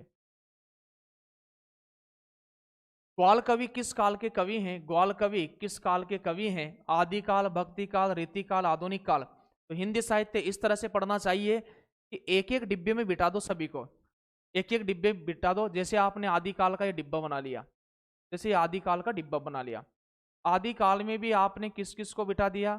सर आदिकाल में आदिकाल का डिब्बा है। अपनी एक ट्रेन चल रही है हिंदी साहित्य की, और यह जो डिब्बा है आपका आदिकाल का है। आपका हिंदी साहित्य बड़ा आसान तरीके से कवर हो जाएगा यदि आप इस तरह पढ़ाई करोगे। आदिकाल में यहां तो कौन कौन से सिद्ध है, सिद्धों को बिठा दिया, कॉन्सेप्ट क्लियर है। इसके बाद यहां पर आपने नाथों को बिठा दिया, यहां पर आपने जैन साहित्य को, यहां पर आपने रासो साहित्य को, यहां पर आपने रासो साहित्य को। रासो साहित्य के बाद यहां पर बात करें तो आपने गद्य साहित्य को, फिर बात करें आपने लौकिक साहित्य को, लौकिक साहित्य को, फिर आप बिठा दीजिएगा इनको। सर हम बिठाएंगे अमीर खुसरो को पहले बिठाएंगे। किसको बिठाएंगे? अमीर खुसरो को पहले बिठाएंगे, और उसके बाद फिर बिठाएंगे विद्यापति को। ऐसे ट्रेन बनाते जाइएगा, और एक एक को अपने अपने कॉलम में आपको याद रखना है कि सिद्ध साहित्य में कौन कौन कवि हैं, कौन कौन सी रचना है। क्योंकि प्रश्न बहुत सारे ऐसे आएंगे बच्चों, ऊपर से प्रश्न आएंगे कि कौन सी रचना सिद्ध साहित्य से संबंधित नहीं है। तो कंठस्थ याद होना आवश्यक नहीं है बच्चों, पूरा इतना बड़ा पाठ्यक्रम को कंठस्थ याद करना संभव नहीं है। लेकिन ये आपके माइंड में कॉन्सेप्ट है, कौन कौन रीतिकाल की कौन कौन सी रचनाएं हैं, भक्ति काल की कौन कौन सी है, भक्ति काल में भी विभाजन है, तो आपको ये विभाजन देखते हुए जाना है। ग्वाल कवि किस काल के कवि हैं? रीतिकाल के। किस काल के कवि हैं?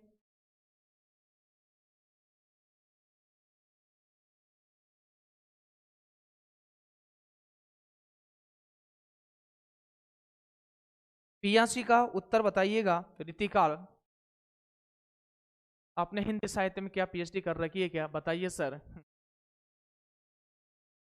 जरूरी नहीं है कि पीएचडी करने वाला ही चीजों को अच्छा पढ़ा पाए, ये कोई टेग नहीं है। क्योंकि आपको पता है कि काव्य हेतु तीन प्रकार के होते हैं: प्रतिभा, व्युत्पत्ति, अभ्यास। काव्य रचना सीखा व्यक्ति प्रतिभाशाली भी हो सकता है, उसके लिए कोई पीएचडी का टेग नहीं लगना चाहिए, उसके लिए कोई वो नहीं हो सकती है। आप ध्यान रखिएगा, जो साधक है, जो साधना कर रहा है, हिंदी माँ से जो प्रेम करता है, जो हिंदी माँ का विकास देखता है, उन्होंने सबने पीएचडी कर रखी है। पीएचडी आवश्यक नहीं है, ठीक है। ये कोई गारंटी नहीं है कि पीएचडी कर ली है वही बेहतरीन पढ़ाएगा, कोई गारंटी नहीं है। और आपका प्रश्न है पीएचडी कर रखी है क्या? जल्दी पीएचडी भी हो जाएगी, पीएचडी भी हो जाएगी जल्दी। ग्वाल कवि किस काल के कवि हैं? रीतिकाल के कवि हैं, ठीक है। अंग दर्पण किस कवि की रचना है? अंग दर्पण किस कवि की रचना है? अंग दर्पण किस कवि की रचना है? रसलीन की है, रसलीन की है, मुबारक कवि की है, बेनी परवीन की है, राम सिंह की है। अंग दर्पण तो आप बता ही दोगे, है ना, अंग दर्पण तो आप बता ही दोगे। लेकिन ऐसा ही मिलता जुलता नाम अंग वधु। अंग वधु के बारे में आपको ध्यान रखना है, यह दादू दयाल की रचना है। इनकी रचना है, यह दादू दयाल की रचना है। बच्चों मैंने पीएचडी नहीं कर रखी है, लेकिन मेरे पास आपको पता है कि नेट की तैयारी करने वाला भी बच्चा जुड़ा हुआ है, सेट की तैयारी करने वाले बच्चों ने भी कोर्स ले रखा है। और अपन यहाँ पर बात करें, अभी असिस्टेंट प्रोफेसर का पेपर होने वाला है हिंदी में, उसके भी विद्यार्थी मेरे से जुड़ चुके हैं। ऐसे विद्यार्थी, तो सब तरह के विद्यार्थी मूल्यांकन करके, बहुत सारे विद्यार्थी तो ऐसे हैं जिन्होंने एमफिल कर रखा है, पीएचडी कर रखा है, और खुद मेरे ही विद्यार्थी जिन्होंने पीएचडी कर रखा है वो भी अभी मेरे से पढ़ाई करते हैं। अंगवधु दादू दयाल की रचना है, और अंगवधु का जो संकलन किया है, अंगवधु का संकलन किया है, वह किया है बच्चों रज्जब ने। रज्जब ने गज्जब कर दिया था, आजीवन दुल्हे के वेश में रहे थे। तो अंग दर्पण किसकी कवि है? तो अंग दर्पण में देखने में लीन है, कौन लीन रहते हैं ना व्यक्ति, तो रसलीन की रचना है।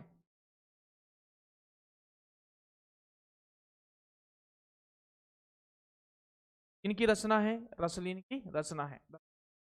83 के बाद बात करते हैं 84। रीतिकाल के पतन का क्या कारण था? रीतिकाल के पतन का क्या कारण था? अच्छा प्रश्न है, सोच समझ करके उत्तर देना है। जीवन निरपेक्षता, रसिक दरबारी जीवन, चमत्कार प्रियता, छवि। क्या जीवन से हट गए थे? क्या दरबारी जीवन में आनंद की प्राप्ति करने के लिए चले गए थे, या फिर चमत्कार दिखाने के लिए, चमत्कार दिखाने के लिए रचना कर रहे थे? क्या किस कारण पतन हो गया रीतिकाल का? 84 का विकल्प बताइएगा, 84 का सही आंसर क्या होगा? सभी का उत्तर आ रहा है। 84 का सही उत्तर है सभी।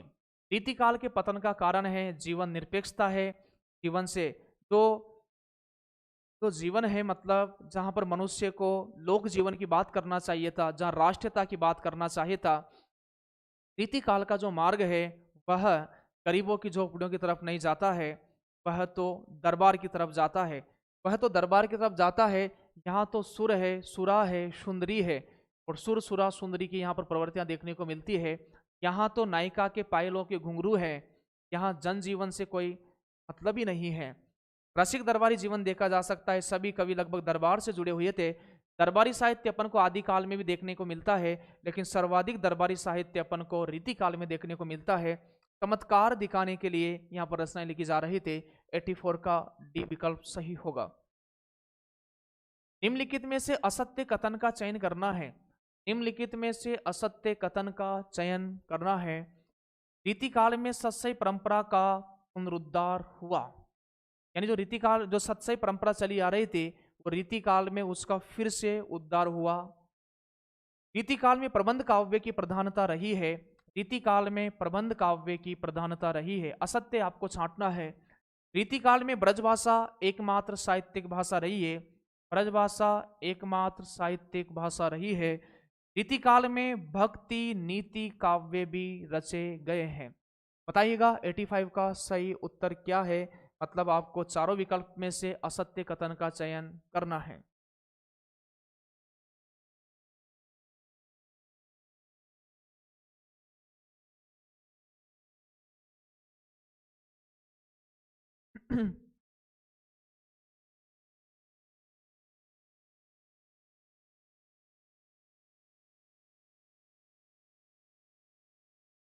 बताइएगा।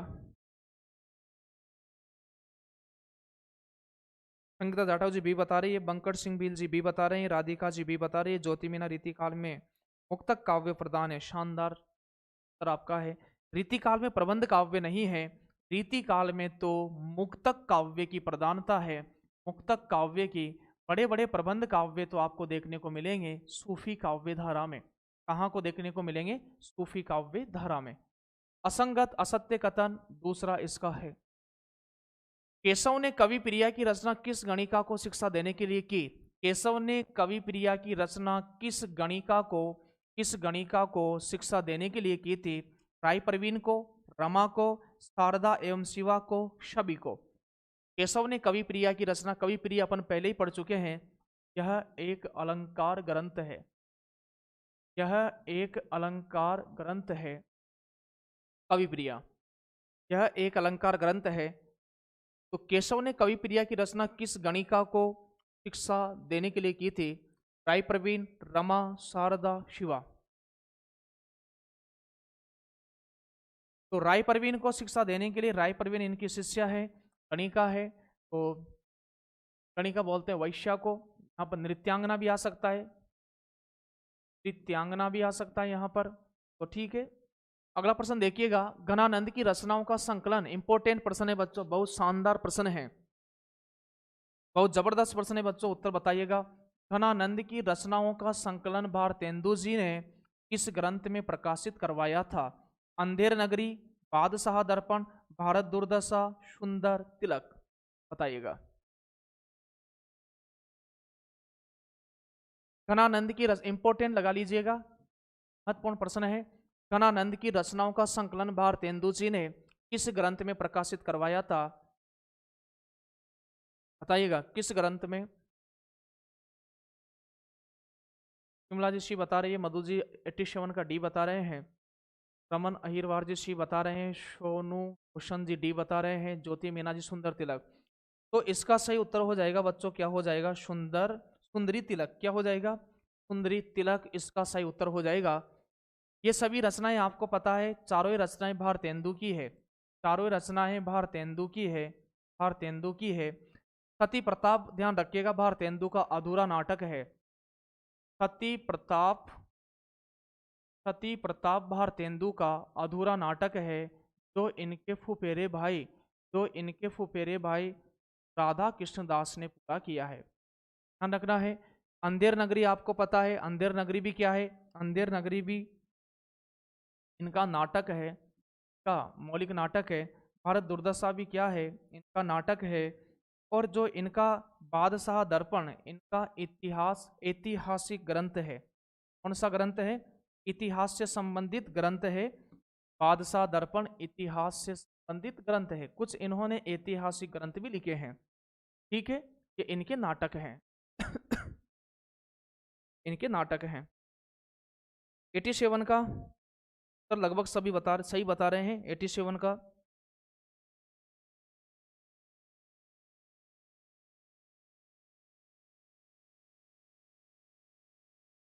यह 1881 में लिखा गया है, यह 1880 में लिखा गया है। और यह एक चीज आप ध्यान रखना, अंधेर नगरी, अंधेर नगरी, अंधेर नगरी यह भारतेंदु का प्रहसन नाटक है। प्रहसन बोलते हैं कॉमेडी नाटक को, हास्य नाटक को कहा जाता है, को कहा जाता है। देवकी जी उसमें कंफ्यूज बिल्कुल नहीं होना है। यह जो कथन चला रहा था, आचार्य रामचंद्र शुक्ल जी ने इसको कोटेशन कर दिया है ना। लेकिन ये जरूर पूछा गया है कि हिंदी काव्य गगन के सूर्य तुलसीदास है, हिंदी काव्य गगन के चंद्रमा सूरदास है, ठीक है। तो अंधेर नगरी प्रहसन नाटक है बच्चों, कौन सा नाटक है, प्रहसन। और ध्यान रखना, अंधेर नगरी भारत दुर्दशा ये इनके मौलिक नाटक है। सुंदरी तिलक आपसे पूछा जा सकता है, इंपॉर्टेंट है। सुंदरी तिलक की बात करें तो गणानंद के जो कवित सवैयों का संकलन इन्होंने, भारतेंदु जी ने सुंदरी तिलक नाम से प्रकाशित करवाया था। एक इनका एक अनुदित नाटक बच्चों, उसको भी याद रख लो। देखो भारतेंदु का आप इतना पढ़ोगे, लेकिन ये दो ध्यान रखना, एक तो सती प्रताप, अधूरा नाटक पूछा जाता है, सती प्रताप हो सकता है कि आपकी परीक्षा में यही आ जाए। और एक आप ये ध्यान रखना, दुर्लभ बंधु, दुर्लभ बंधु इंपॉर्टेंट लगा लीजिएगा। दुर्लभ बंधु इनका अनुदित रचना है, अनुदित नाटक है। कौन सा नाटक है, अनुदित, अनुवाद किया हुआ नाटक है। तो इंपॉर्टेंट है, आप लिख लीजिएगा, सीरियसली लीजिएगा मेरी बात को। दुर्लभ बंधु इनका अनुदित नाटक है, जो जो शेक्सपियर के, जो शेक्सपियर के मर्चेंट ऑफ वेनिस का हिंदी अनुवाद है। मर्चेंट ऑफ वेनिस का, ये पूछ लिया जाएगा और आपको नहीं आएगा ना, फिर मेरे से कहोगे आप कि सर वो गलत हो गया, इसलिए ये इंपॉर्टेंट है। मर्चेंट ऑफ वेनिस का, मर्चेंट ऑफ वेनिस का हिंदी अनुवाद है। और एक काम और करना है, आपका पेपर होगा ना, जो जो पर्सन आए, ये पीडीएफ आपके पास रहेगी टेलीग्राम पर, स्क्रीनशॉट लेके बता दीजिएगा सर आपने यहाँ लिखाया था, सर आपने यहाँ लिखाया था। क्योंकि मुझे तो इतना समय नहीं है कि मैं छांट पाऊँ एक एक पर्सन को देख करके कहाँ कहाँ मैंने लिखाया था, आपको ही बताना है। इंपॉर्टेंट हो गया। 87 के बाद बात करें 88% की, 88% की बात करें। सुजान चरित प्रबंध काव्य के लेखक हैं, बताइएगा, घनानंद है, बोधा है, देव है, सूदन है। आप तब तक इसका उत्तर दीजिएगा, तब तक मैं कुछ रचनाएं सुजान नाम से संबंधित आपको लिखता हूं, और फिर आपको ही बताना है उसका, आपको नहीं आएगा मैं बता रहा हूं फिर, ठीक है।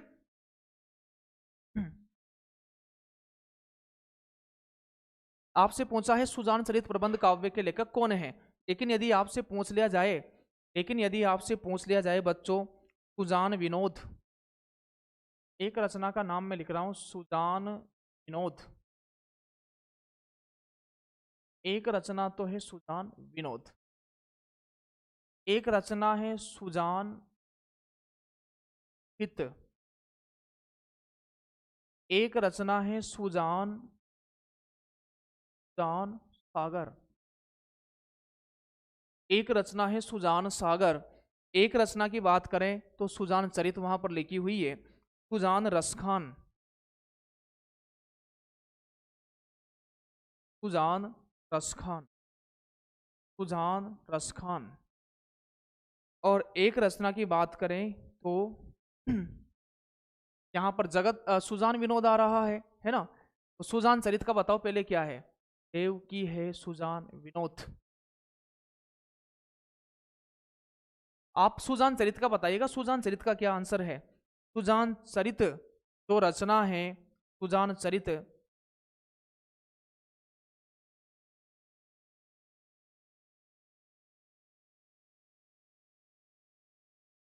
सुजान चरित जो रचना है वह तो हो जाएगी बच्चों सूदन की। इनकी रचना है, शूदन की रचना है, शूदन की रचना है। सुजान रसखान सर रसखान की है, सर रसखान की रचना है।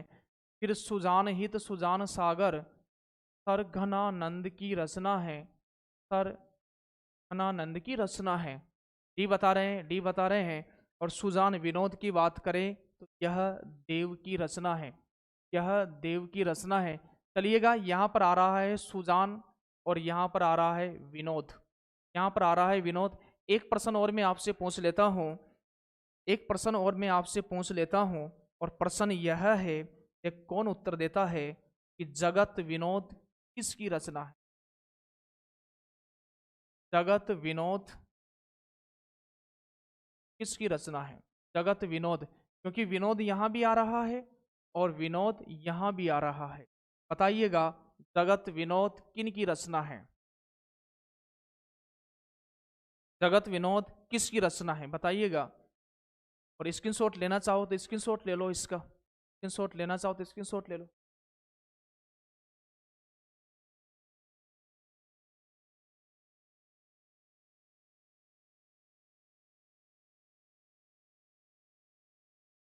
सर बड़ा शानदार आ गया है सभी का। सर पद्माकर की रचना है। आपकी तैयारी वास्तव में जबरदस्त है। मास्टर बनने वाले हो आप, मास साहब बनोगे। मास साहब, मास साहब का टैग आपको लगने वाला है बहुत जल्द।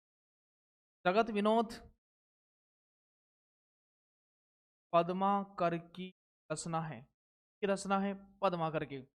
कोई रोक नहीं सकता आपको, आप ही रुक सकते हो केवल यदि आपको लगे, यदि आप इस बचे हुए समय में किसी विसंगतियों में पड़ गए, यदि आप भटकते रहे, यदि आप भटकते रहे यहाँ वहाँ, यदि आप घुमक्कड़ प्राणी हो गए ना, तो फिर समझ लीजिएगा आपने कितना ही पढ़ रखा हो, जब आपका ये स्थिर नहीं है ना, तो फिर आप उस तरह से रिजल्ट नहीं दे पाओगे जितनी आपकी नॉलेज है।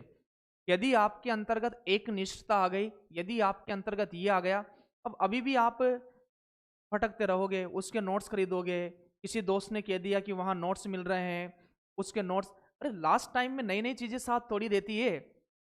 लास्ट टाइम में मैं बताऊं बच्चों, लास्ट टाइम में जो साथ देती है, जिन हथियारों से आपने प्रैक्टिस की है उनको चलाने में मजा आता है। तो आप इतने दिनों से अपने उनको पढ़ रहे हो, उनको धोखा देकर के नई किताबों को लेकर के आओगे तो आपके साथ कैसे न्याय होने वाला है। आप घुमंतु प्राणी बनते रहे ना, कभी वहां पढ़ लिए कभी वहां पढ़ लिए, आप में एक निष्ठा ही नहीं है, फिर समझ लीजिएगा कि जीवन थोड़ा कठिन रहेगा आपके लिए। जिंदगी, जिंदगी को यदि बिल्कुल आसान बनाना है तो जिंदगी में डिसीजन आपको लेना है, फास्ट डिसीजन लीजिएगा। ये करना है, ये पढ़ना है, किसी ने ये कह दिया किसी ने वो कह दिया, माइंड विचलित हो रहा है। बात है, घुमंतु नहीं बनना है। अभी भी डिसाइड कर लो कहाँ पढ़ना है, किससे पढ़ना है, किस मैटर से पढ़ना है। के बाद निश्चित करने के बाद में ना इधर उधर आपको बिल्कुल नहीं घूमना है, नहीं तो आपका कुछ नहीं हो सकता है फिर, है ना। अच्छा काम होता है क्योंकि अभी वर्तमान में बच्चों बहुत सारे मेरे जैसे, मैं भी हूँ, बहुत सारे मतलब ज्ञान बांटते नजर आएंगे। आप अभी इतना ज़्यादा मैटर हो गया, इतने ज़्यादा प्लेटफॉर्म हो गए कि बच्चे को समझ नहीं आ रहा है सही का चयन कैसे करें। जैसे ज्ञान भ्रमित हो गया है बिल्कुल, और भ्रमित होना ही उसके लिए अच्छा हो गया जो लगातार पढ़ाई कर रहा है उसके लिए, क्योंकि उसे पता है कि 90% तो घूम रहे हैं। अभी तो देख रहे होंगे, देख रहे होंगे, है ना। अभी तो देख रहे होंगे बहुत सारे, बहुत सारे देख रहे होंगे अभी तो कि डेट आई कि नहीं, डेट आगे बढ़ी कि नहीं बढ़ी, पेपर होगा कि नहीं होगा, ऐसे जो पढ़े हुए हैं ना, ऐसे जो पढ़े होंगे ना इन चीजों में, डेट आगे बढ़ेगी कि नहीं बढ़ेगी, समय से पेपर होगा कि नहीं होगा, उनका कुछ भी नहीं हो सकता है ना। आगे देखिएगा, घनानंद को साक्षात रसमूर्ति किसने कहा। सर थोड़ा समय कर लिया रात में, तो देखिएगा आपको 3 बजे तक पढ़ना है। देखो मैं मेरी मर्जी का मालिक हूँ, पहली चीज़ तो आप ये समझ लीजिएगा, मैं मेरे नियम से चलता हूँ। बात कड़वी है, आपको बुरी भी लग सकती है, आपका टाइम जो है आप उसके अनुरूप पढ़िएगा बच्चों। मैं मेरे नियम से चलूँगा, मुझे जैसे पढ़ाना होगा वैसे ही पढ़ाऊँगा, लेकिन मैं टिक नहीं करूँगा यहाँ पर, चीज़ों को व्यवस्थित करूँगा, क्योंकि पढ़ाई के साथ साथ ज़्यादा पढ़ने से ज़्यादा डायरेक्शन क्या है वो देना भी मेरा कर्तव्य है। घनानंद को साक्षात रसमूर्ति किसने कहा। पंडित हजारी प्रसाद द्विवेदी ने, विश्वनाथ प्रसाद मिश्र ने, डॉक्टर शिवदान सिंह चौहान ने, आचार्य रामचंद्र शुक्ल ने। यदि यहाँ से आपको फायदा हो रहा है मेरे पढ़ने से, तो आप बिल्कुल मेरे से जुड़िएगा, और मेरे से भी बेहतरीन पढ़ाने वाले हैं यहाँ पर यूट्यूब पर, एक से बढ़कर एक पढ़ा है, एक से बढ़कर एक महान व्यक्ति है हिंदी के जो साधक हैं, आप उनसे पढ़िएगा, है ना। तो कहीं से पढ़ सकते हो आप, बिल्कुल स्वतंत्र हो आपकी दुनिया में। घनानंद को साक्षात रसमूर्ति किसने कहा। 89 का आंसर हो जाएगा आचार्य रामचंद्र शुक्ल। क्या हो जाएगा, आचार्य रामचंद्र शुक्ल। बिहारी के काव्य की विशेषता है, बिहारी के काव्य की विशेषता है भाषा की समाज शक्ति, कल्पना की समाहार शक्ति, बहुज्ञता प्रदर्शन, उपयुक्त सभी। बताइएगा क्या है।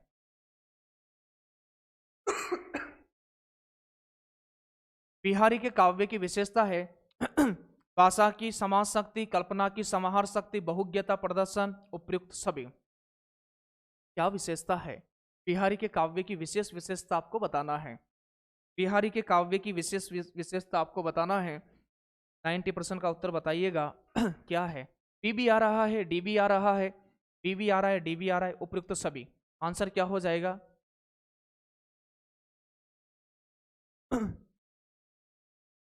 पद्माकर को कविराज शिरोमणि की उपाधि किस राजा ने दी।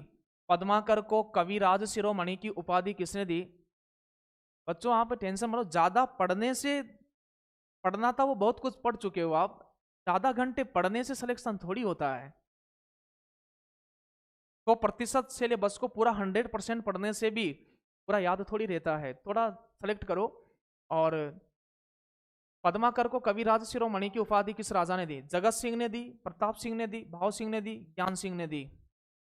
बताइएगा आंसर क्या होगा। आंसर क्या होगा 91 का, क्या होगा, प्रताप सिंह का आंसर हो जाएगा, प्रताप सिंह।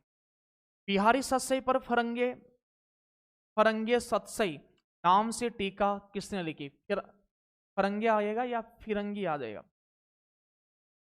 फिरंगे सतसई,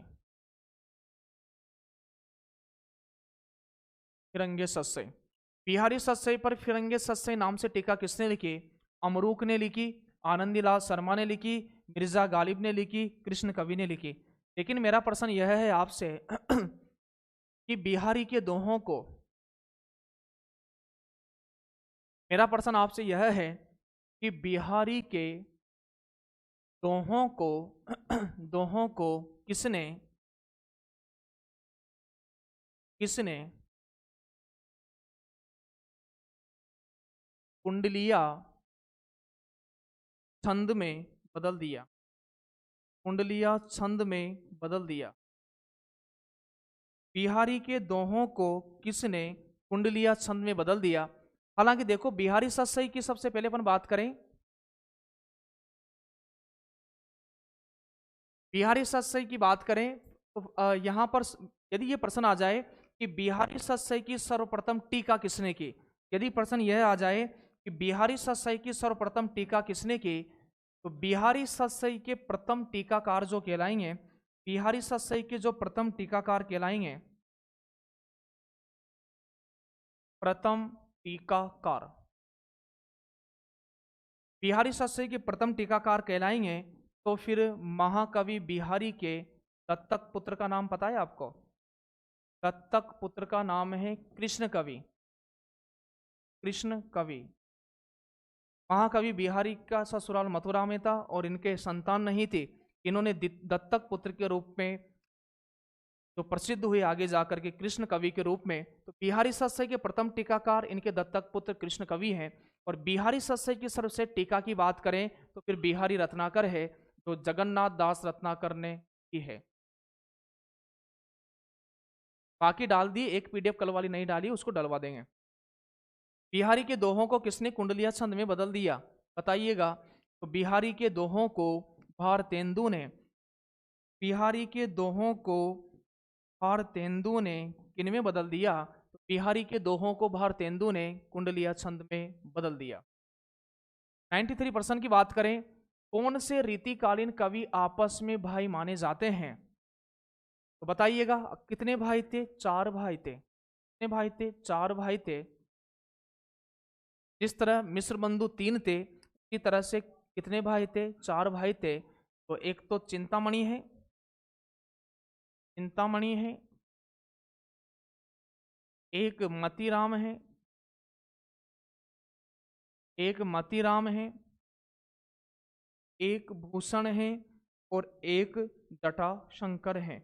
एक जटाशंकर है। देख लीजिए, 4 भाई हैं, माता पिता धन्य है उनके। ये चारों भाई इस तरह से काव्य रचना करते हैं कि जैसे एक माँ के 4 बेटे IAS बन गए हैं। एक माँ के 4 बेटे IAS बन गए हैं, उस तरह की प्रतिभा लेकर के जन्म हुआ चारों का। तो 4 भाई, चिंतामणि त्रिपाठी है, इनको त्रिपाठी बंधु भी कहा जाता है। मतीराम है, भूषण है, जटाशंकर है, जटाशंकर है। 5वां विकल्प इसमें दे रखा था क्या? तो 93 की बात करें, लाइव भी 93 है और प्रश्न संख्या भी 93 है। क्या बात है, अच्छा संयोग है। लाइव भी 93 बच्चे देख रहे हैं और प्रश्न संख्या भी 93 है। कितना अच्छा संयोग।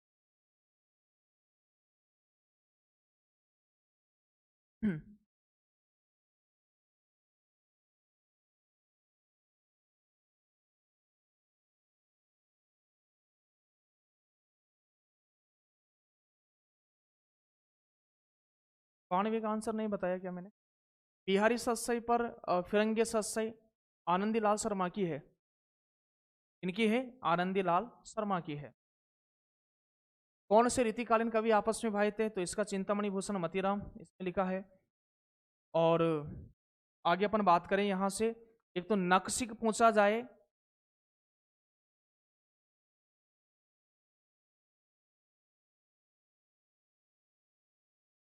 देखना पड़ेगा उसका आंसर। तो रीतिकालीन कवि बिहारी की कविता को शक्कर की रोटी किसने कहा? रीतिकालीन कवि बिहारी की कविता को शक्कर की रोटी किसने कहा? बताइएगा। रीतिकालीन कवि बिहारी,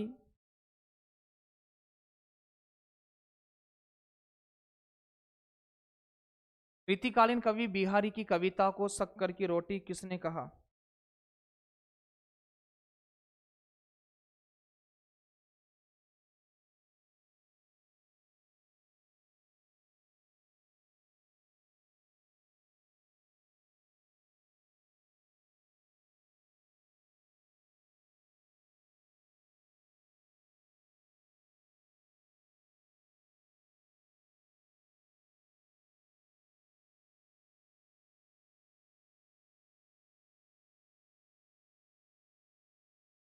क्या उत्तर बता रहे हैं?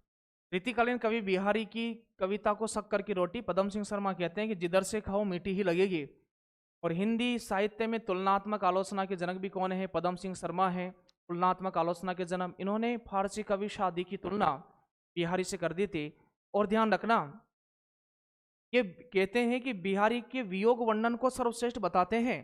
पदम सिंह शर्मा बिहारी के वियोग वर्णन को सर्वश्रेष्ठ बताते हैं, जबकि बिहारी का संयोग वर्णन ज्यादा सफल हुआ, वियोग उतना सफल नहीं हुआ है। वियोग में तो एक ही नाम आएगा, घनानंद का। 95 की बात करें, प्रबंध काव्य को वनस्थली, ये पहले भी आ चुका है, प्रबंध काव्य को वनस्थली और मुक्तक को गुलदस्ता किसने कहा? प्रबंध काव्य को वनस्थली और मुक्तक को चुना हुआ फूलों का गुलदस्ता किसने कहा? किसने कहा बताइएगा।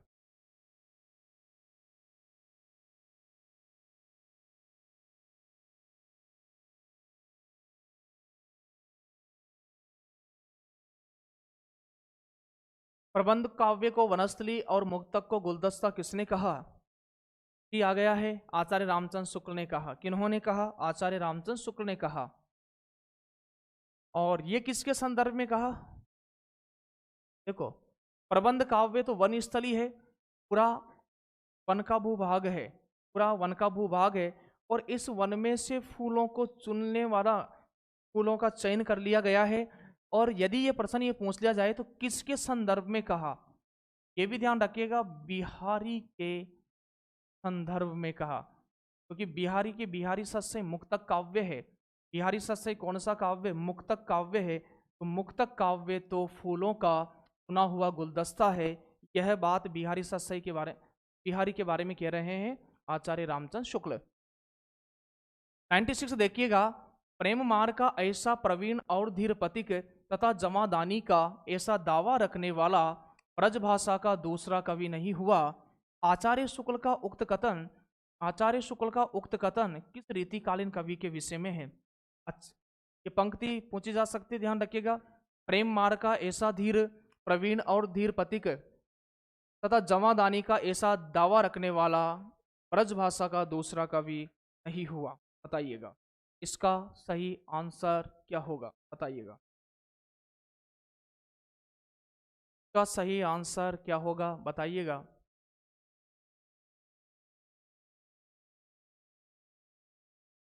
बिहारी, देव, घनानंद और रसलीन। 96 का सी बता रहे हैं। सी ये भी उत्तर आ रहा है, सी भी आ रहा है। रीना जी ये बता रही है। घनानंद के बारे में देव की कुर्मी जी बता रहे हैं। यहाँ पर देखिएगा घनानंद इसका सही उत्तर हो जाएगा। क्या हो जाएगा? घनानंद हो जाएगा सर। क्या हो जाएगा? घनानंद हो जाएगा सर। निम्नलिखित में से कौन सी विशेषता रीति मुक्त काव्य स्वच्छंदवादी काव्य की मुख्य विशेषता नहीं है? निम्नलिखित में से कौन सी विशेषता रीति मुक्त काव्य स्वच्छंदतावादी काव्य की मुख्य विशेषता? बताइएगा। क्या भाव आवेग का उच्छल प्रवाह, व्यक्तिपरकता, सब प्रकार की रूढ़ियों से मुक्ति, वैकल्प शैल्पिक चमत्कार प्रदर्शन। शैल्पिक शिल्प धन इक, शिल्प धन इक से बना हुआ शब्द होता है शैल्पिक।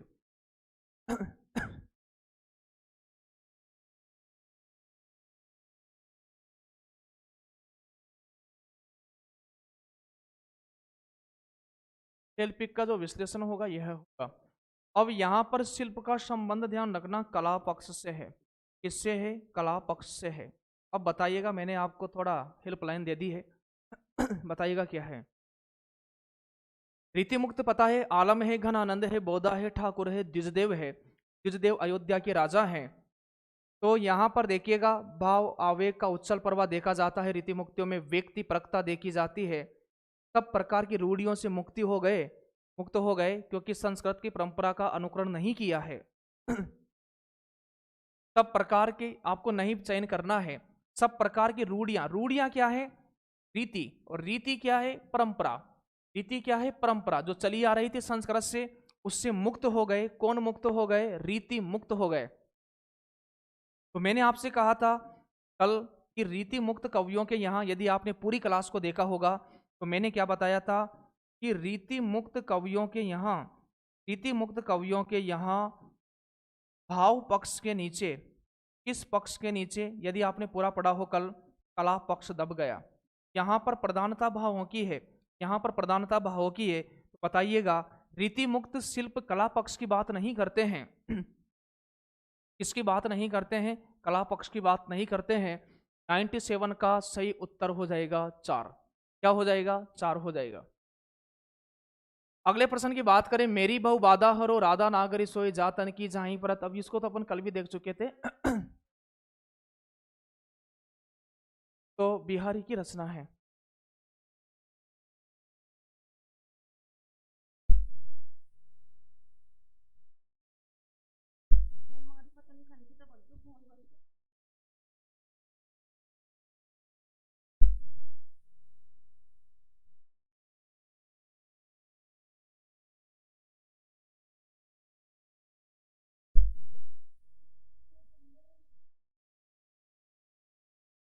चलिएगा अगले प्रश्न की बात करें 98 के बाद 99 प्रश्न देखिएगा। तो इसका उत्तर आपने लगा दिया है, क्या है?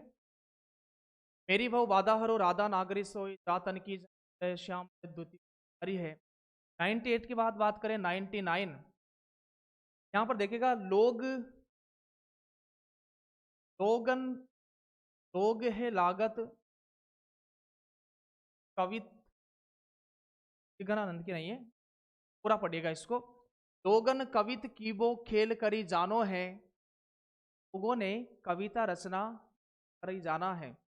लोगों ने कविता रचना खेल करी जानो है। यहाँ पर इस काव्य पंक्ति के रचयिता कौन है, बताइएगा। यदि लोग है लागत कवित बनावत मोही तो मेरे कवित बनावत, तो फिर तो बताइए आंसर क्या हो जाएगा, क्या हो जाएगा। लेकिन यहाँ पर लोगन कवित को खेल करी जानो है, इस काव्य पंक्ति के रचयिता कौन है? ठाकुर हैं, कालिदास हैं, चिंतामणि है, द्विजदेव है। बताइएगा क्या है 99 का सही उत्तर। 99 99 का सही उत्तर बताइएगा क्या है। तो 99 का सही उत्तर हो जाएगा ठाकुर। क्या हो जाएगा? ठाकुर। अंतिम प्रश्न ये रहा आज की कक्षा का, इस रचना को छंदों का अजायब घर कहा जाता है, तो बताइएगा रामचंद्रिका को का अजायब घर कहा जाता है। ये प्रश्न आपके सही हुए। आज 50 प्रश्नों में से कल अपन बात करेंगे, कल जो टेस्ट रहेगा आधुनिक काल का 120 प्रश्न का टेस्ट है, और उसका सोल्यूशन भी जबरदस्त तरीके से रहेगा। आपकी कमजोरी मुझे पता है, आधुनिक काल है ज्यादा है, तीनों कालों से लेकर के आधुनिक काल आपकी कम ज्यादा है। चलिए मिलते हैं कल नेक्स्ट क्लास के साथ, नेक्स्ट वीडियो में आप सभी का इंतजार रहेगा। आपने मुझे इतना समय दिया, इसके लिए शुक्रिया। रात्रि।